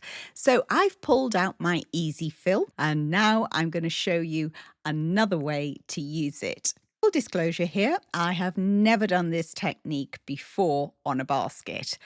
So we're just going to figure it out as we go along. And this is the beauty, I think, about being creative. You don't always have to know step by step every single thing you're going to do. You just need to start and then figure it out as you go along.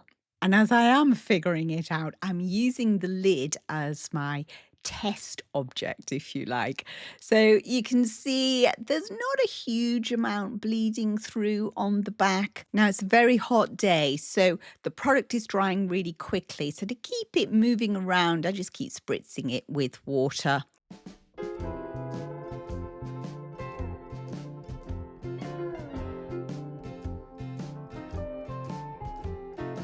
It's not quite as smooth as I would like yet, but I'm going to let that dry. And now I've kind of worked out my technique, I'm going to move on to the basket.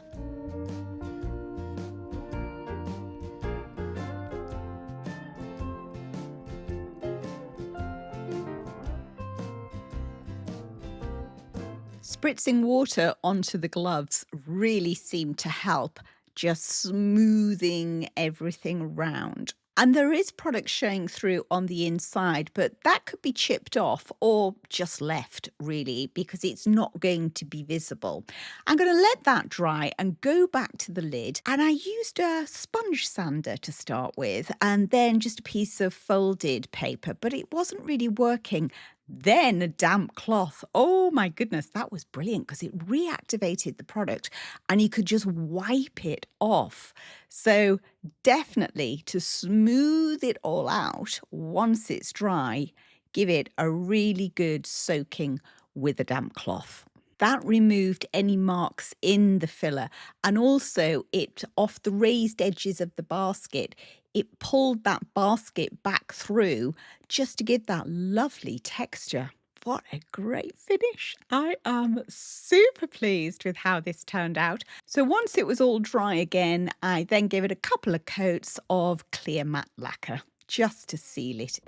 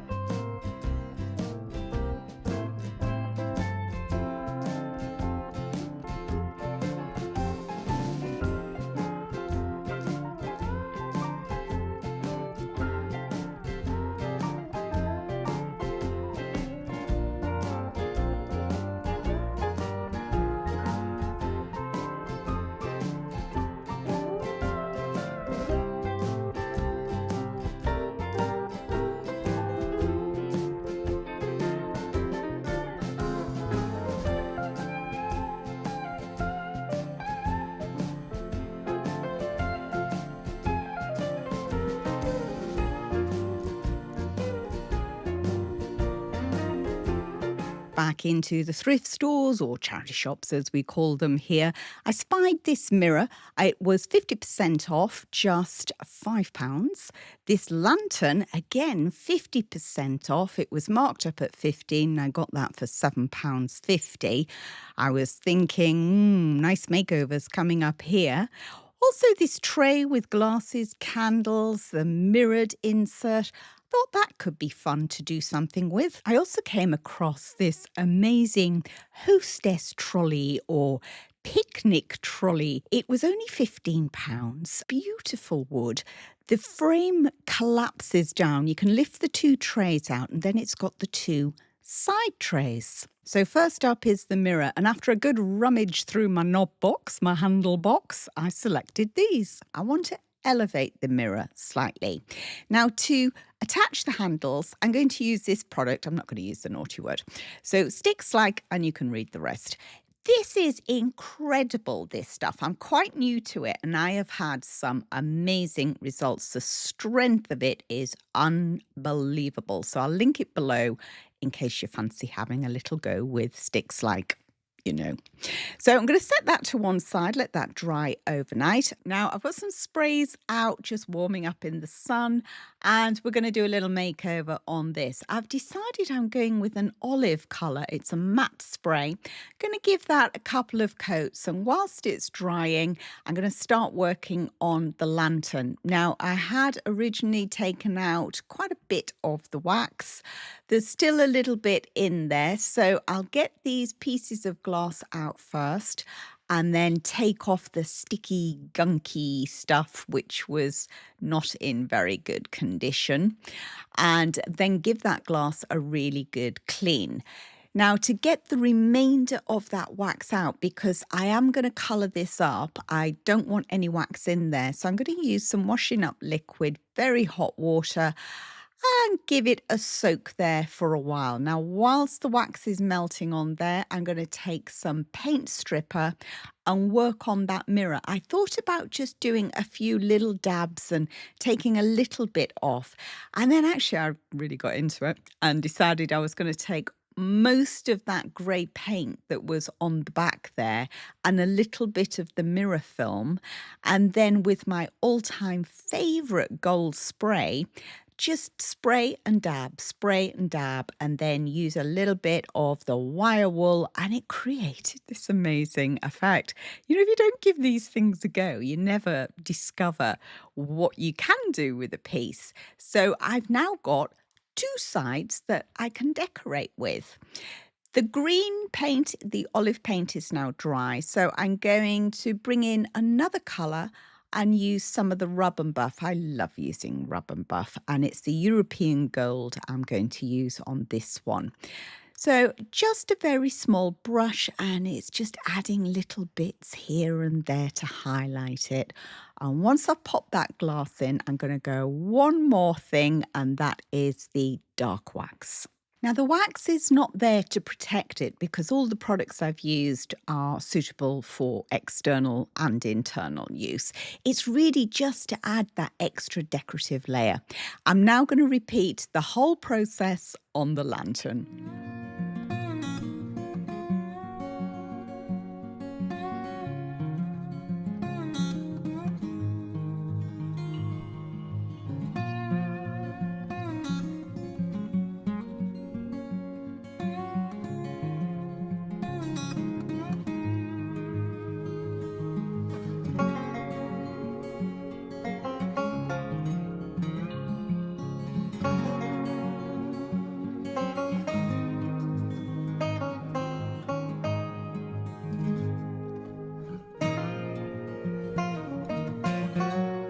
Whilst we leave that one to dry, let's move on to the folding trolley.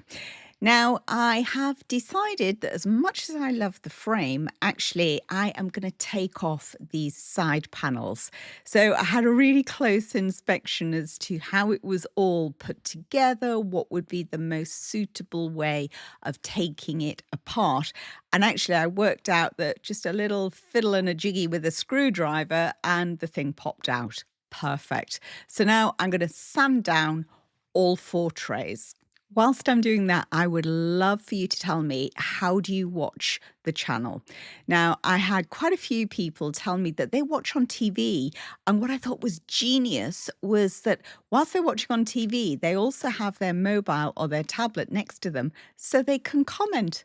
Absolutely fabulous idea. To finish these trays off, I'm going to use a dark and a clear wax, and I'm going to apply them with a rag. The reason that I'm using both is that I don't want it too intense with the dark, and the clear just helps keep moving that dark wax around. It really does help control the amount of dark wax that's going on.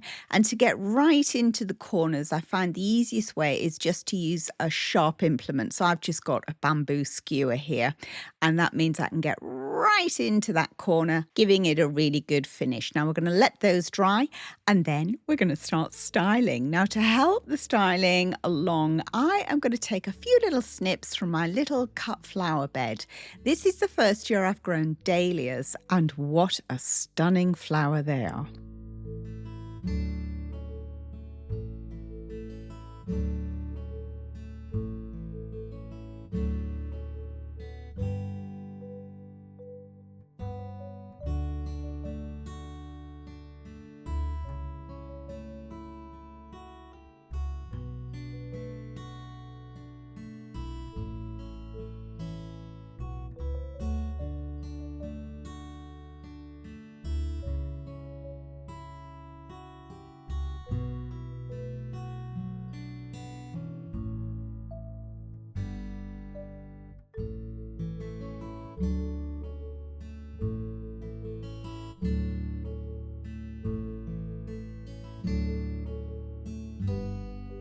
To quote Oscar Wilde, and all at once, summer collapsed into fall.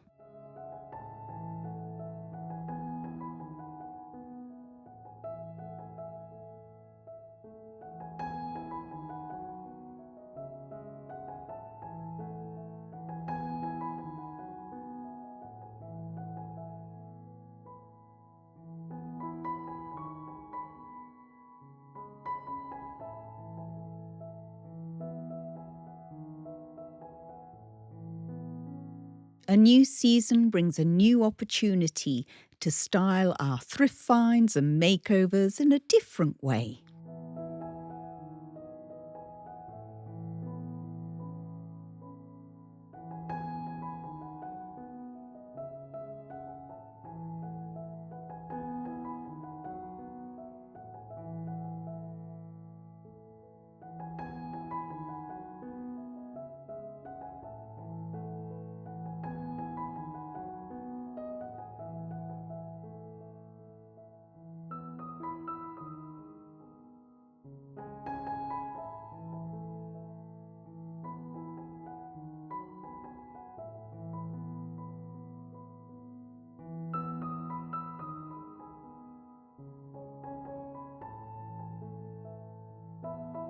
Time to do something for the big door. I love this huge big front door.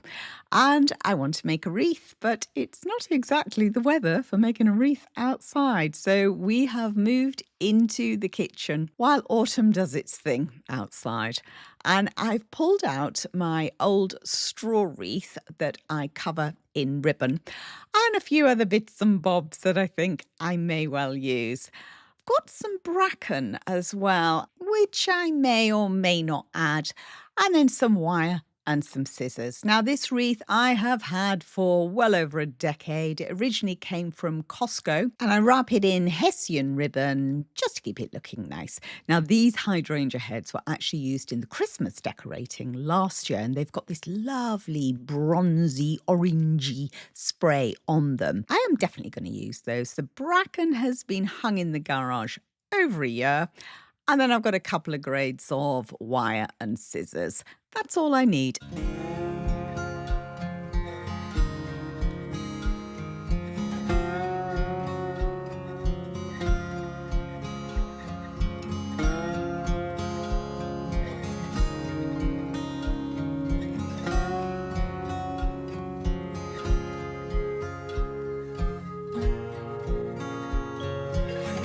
When I went to fix the bracken, I actually decided that I wasn't going to use it. I loved just using that one material. Now, I've done it before on other wreaths. This was a leaf wreath that I did last autumn. It lived in the kitchen for a while, and then when I did my office makeover, it came into the office, and it's lived there ever since. It's doing ever so well. I like the impact that's created by using just one material, just one product. So even with these hydrangeas, I've got lots of different varieties that I sprayed up and used in the Christmas decorating. This one, I just purely went with Annabelle's. Let's see what it looks like on the door.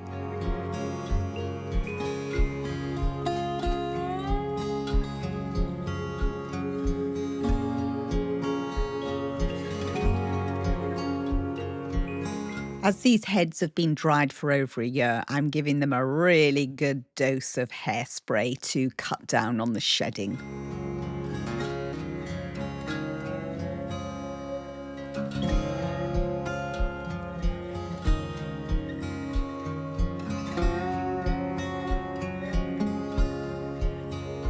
And you can't have a front door shot without the furry supervisor.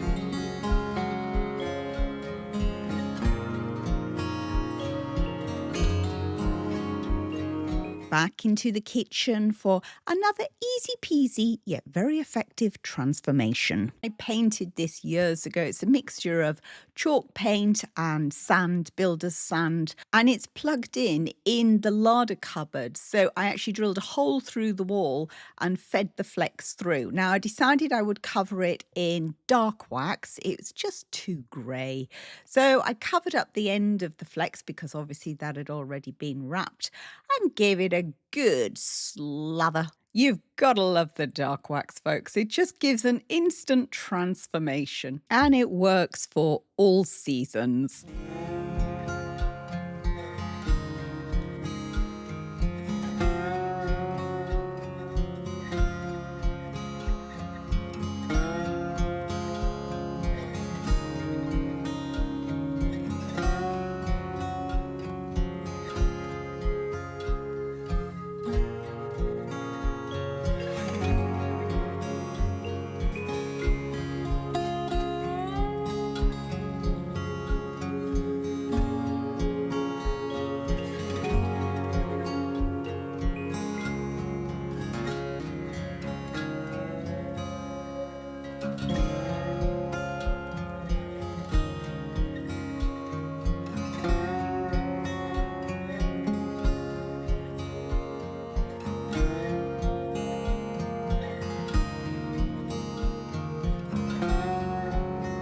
hula hoop. My son is a golf coach. He uses this hula hoop in his drills. Found it in the garage. Says, please can I have a little borrow? I don't think he quite knew what I meant by have a play with it though. I picked up some pipe lagging from my local DIY store. This is great because it's already got a split on one side. And I set about covering the hula hoop in the pipe lagging.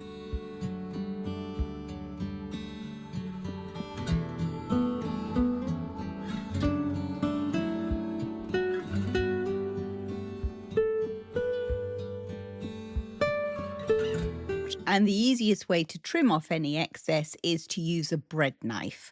Now, as you can see, the pipe lagging wasn't quite wide enough to cover the whole hula hoop. It's actually really quite a thick one. So I got my old ribbon box out, all my old used ribbons, a glue gun and some floristry pins. Now, I quite like the old bits of Hessian ribbon, so I decided again, waste not, want not. I used the old scraps to cover the whole hoop.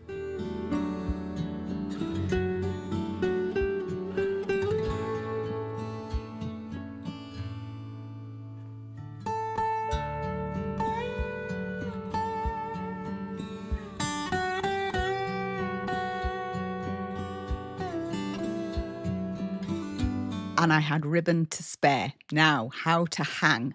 I used some grippets in the ceiling and then I put in these hooks. I've put in 3 to give me lots of options. But how to hang the hoop? So it's back down to my local DIY store where you can buy chain by the meter and they cut it for you. And I've had 4 lengths cut. Then I went back to my S-shaped hooks and this is where my cunning plan fell apart because the hoop was too wide now with all that foam and ribbon on it. So none of the S-hooks would fit. But this is what I do in life. I am a problem solver. I find solutions. So I took my big bag of strings, twines, and concocted a method to actually get the hoop suspended from the ceiling. Ta-da! It worked. The beauty of using the chain is that it's then very easy to raise and lower the height of the hoop. Now it's the next morning and we have woken up to the most beautiful sunrise and it is time to decorate the hula hoop chandelier, which is what I think we're going to call it. Now regulars to the channel will know that hydrangeas feature all the way through my decorating all year round. In late summer, I start giving them a good feel. I'm looking for that papery, waxy feel, and then I know they're going to be great to dry. You don't cut mop heads down, so when I take just from above a set of leaves very high up the stem, and that way it protects the mother plant. To dry them, all I do is just remove the leaves. And then I leave them in a cool, dark place for a couple of weeks and they will dry back. Now, with the Annabelle hydrangeas, in February, I take that plant right the way down to the ground. So when I'm taking clippings to dry, I can take very long stems off those. And this is my preferred drying room, the downstairs loo, the cloakroom. It's always quite a shock to guests when they visit this room at this time of year, particularly when they try to wash their hands in the bucket sink. They end up having to use the sink in the laundry room. And I should be apologetic, really, shouldn't I? But I'm not, because drying my hydrangeas takes priority. Once they've dried out in that room, they come out into vases until I'm ready to do something with them. I've got 3 garlands here that I have never done anything with. I've got some dried leaves. I've got some leftover gypsophila from the spring decorating. And do you remember this pampas grass? It started brown. I tried to dye it green last year and it came out gold. I've got some dried eucalyptus and I've also got some bracken from the field. This has been dried for over a year now in the garage. There are some faux stems, $1.99 from HomeSense, some leaves I bought years ago from the range. I've pulled out some big pine cones and also hydrangeas from last Christmas decorating. Also the covered wire that I use time and time again, some of the floristry pins and obviously a pair of scissors. I may not use everything, we'll see how we go.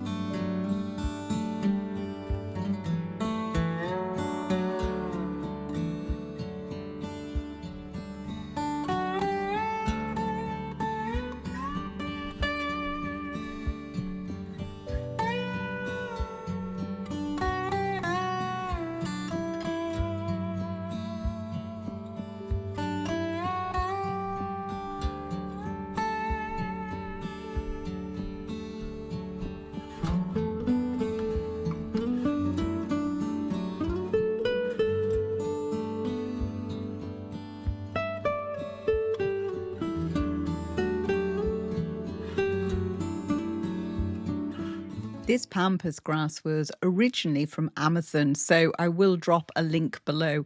It will probably be in the brown colour though. Quite how I got it to golden was a sheer fluke, or shall we say a happy accident.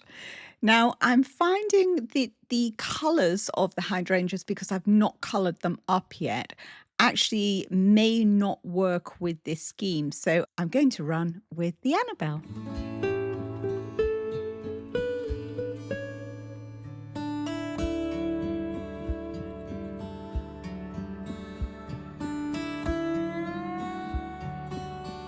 Now, I'm not going to lie, this has come out slightly bigger than I was expecting, and it's really quite low. So by using the chain, I can take it up so many links, because when I've got candles underneath, I really do not want to be barbecuing my guests. It's never a good look.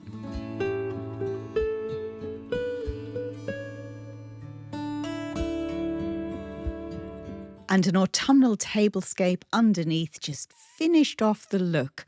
Spot the placemats.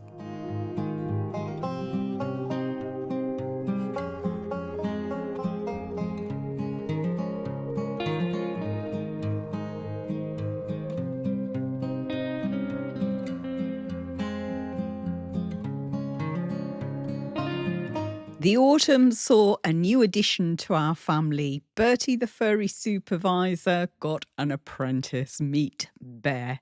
He just stormed into our lives. He was so full of fun and mischief. He still is. He is the nephew of Bertie. So we have Uncle Bertie and nephew Bear. It's Bertie's sister that had the litter. Bertie was a little bit unsure to start with. He kept side-eyeing me as if to say, really, is this staying in our lives?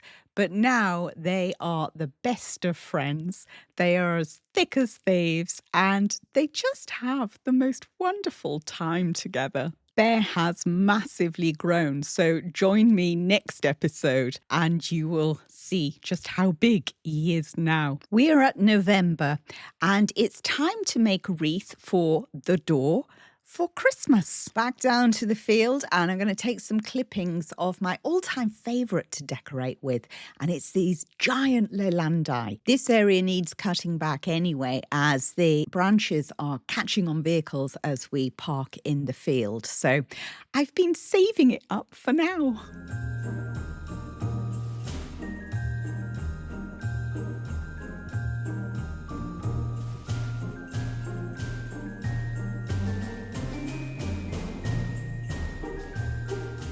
Yes, that is the hydrangea wreath that we made earlier. And now we're going to take it all apart. I've pulled out different wire and also some floristry pins, and I tend to just see how I go. I very much go with the flow on these things, although 20 gauge is probably a nice wire to be using on the lelandai because it can be very heavy.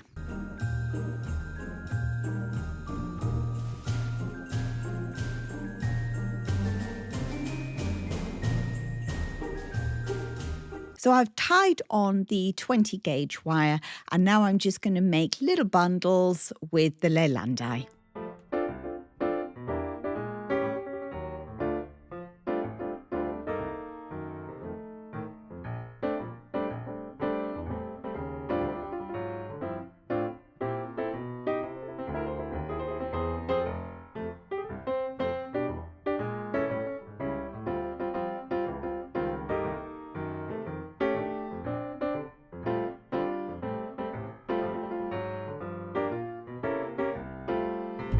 By the time it is fully decorated, it is so heavy, this wreath. I do like to hang it on the garage door, though.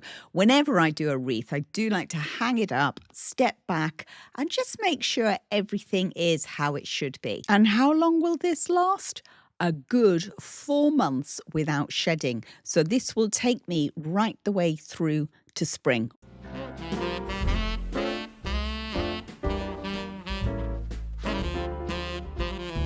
Back to the kitchen and another idea to hang from the ceiling. I thought about lampshades.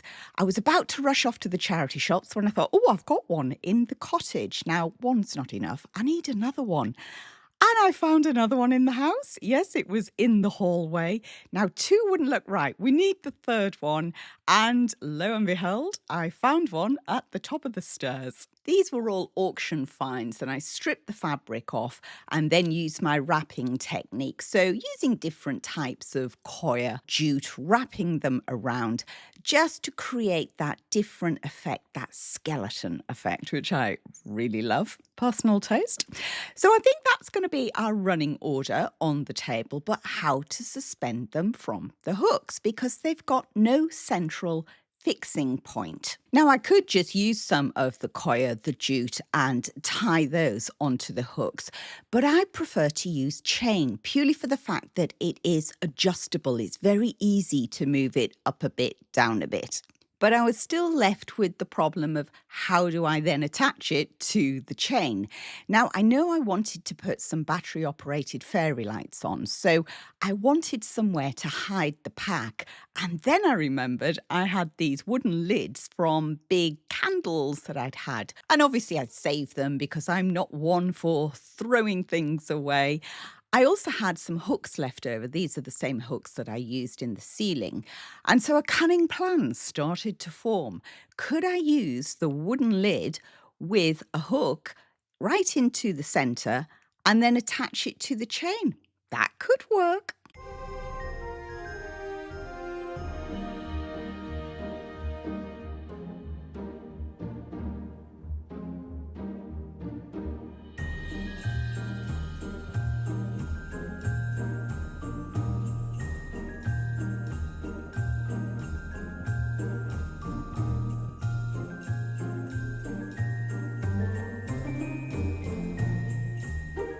To increase my hanging opportunities, I added quite a few of these eye screws to the rounds.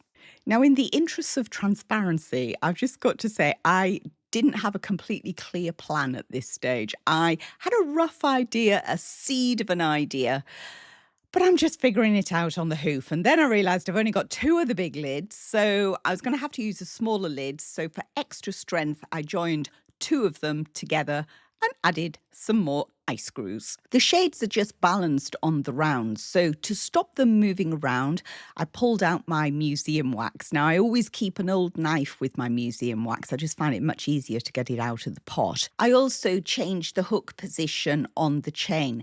Then I thought, well, if you're sat at the table looking up, you're just going to see this wood. So took it all apart again and took the rounds outside and got out my favourite all-time favourite gold spray. And a little quick tip, if the lid is really quite tricky to get off, just give it a tap or two on the edge of your bench or your table and it'll flip off. Now, once the paint was dry, it was back into the house, reconstruct everything, put my museum wax back on, and time to dress. Now, I didn't want to put anything too heavy on. I've got these old Hobby Lobby garlands. You've seen me decorate with these so many times, and there's no weight to them, so they were ideal to pop up as a base. Now, continuing along the theme of reusing what I already have, these garlands came out. Now, if you've been with me for a while, you'll have seen me decorate at Christmas with these. I tend to use them in the hallway. I also use the old box of ivy that I have. So that was coming out as well. And little Bear, the apprentice furry supervisor, thought it was a great idea to jump on a chair and then sit on the table with me. Yeah, he's still a work in progress.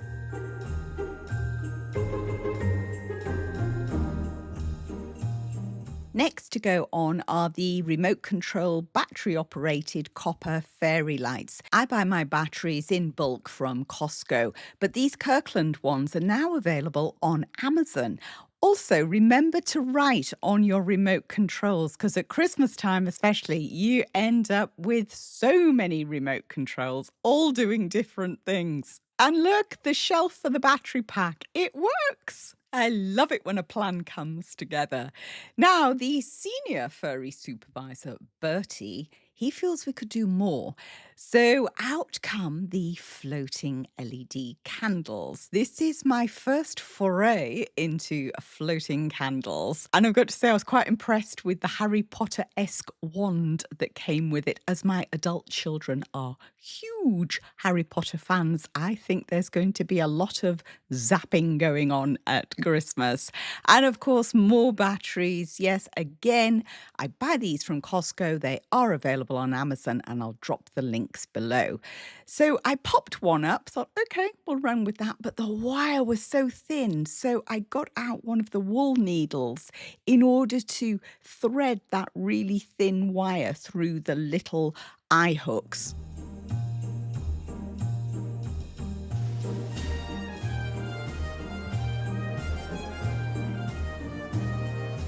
More. We need more. We need colour. Hydrangeas, dried hydrangeas. Now, I've been prepping for Christmas for a little while, and some time ago I rounded up this is just some of my collection of dried hydrangeas, and sprayed them. I used up an old spray from last year and a new spray that I'm using. It's a claret wine colour. I will link it below.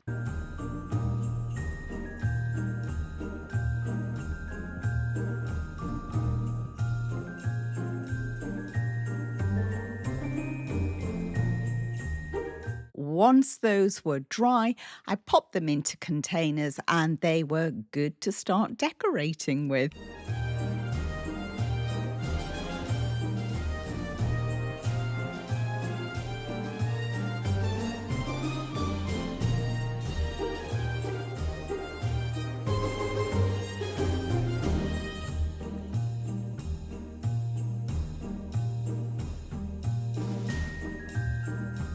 Time for some dangly bits. Now, I want to show you my big flocked balls. I found these at Home Bargains and they worked out at less than £2 each. Absolutely perfect colour for what I'm doing. I was also going to take apart these charity shop finds and have those dangling down, but I thought actually that might be too much weight. So I pulled out a box of seriously old decorations, with the viewpoint of actually covering that round underneath. So when you look up, you see my big ball, and then you see lots of lovely little balls. Hides it all away. But those candles, I had to change them. The white, it just looked a bit white plastic. So the rub and buff came out, and I did it just with my gloves, no cloths or anything, and just wiped the rub and buff over whilst they were still hanging, because there was no way I was taking that wire down again. These live very happily all the way through Christmas. They're now down, but goodness knows what I'm going to come up with for spring. You'll need to be tuning in to find out. Thank you so much for your company over the last 2.25 hours. I do hope you've enjoyed all the different makeovers, and I would love to know which one was your favourite. Till we meet again, take care.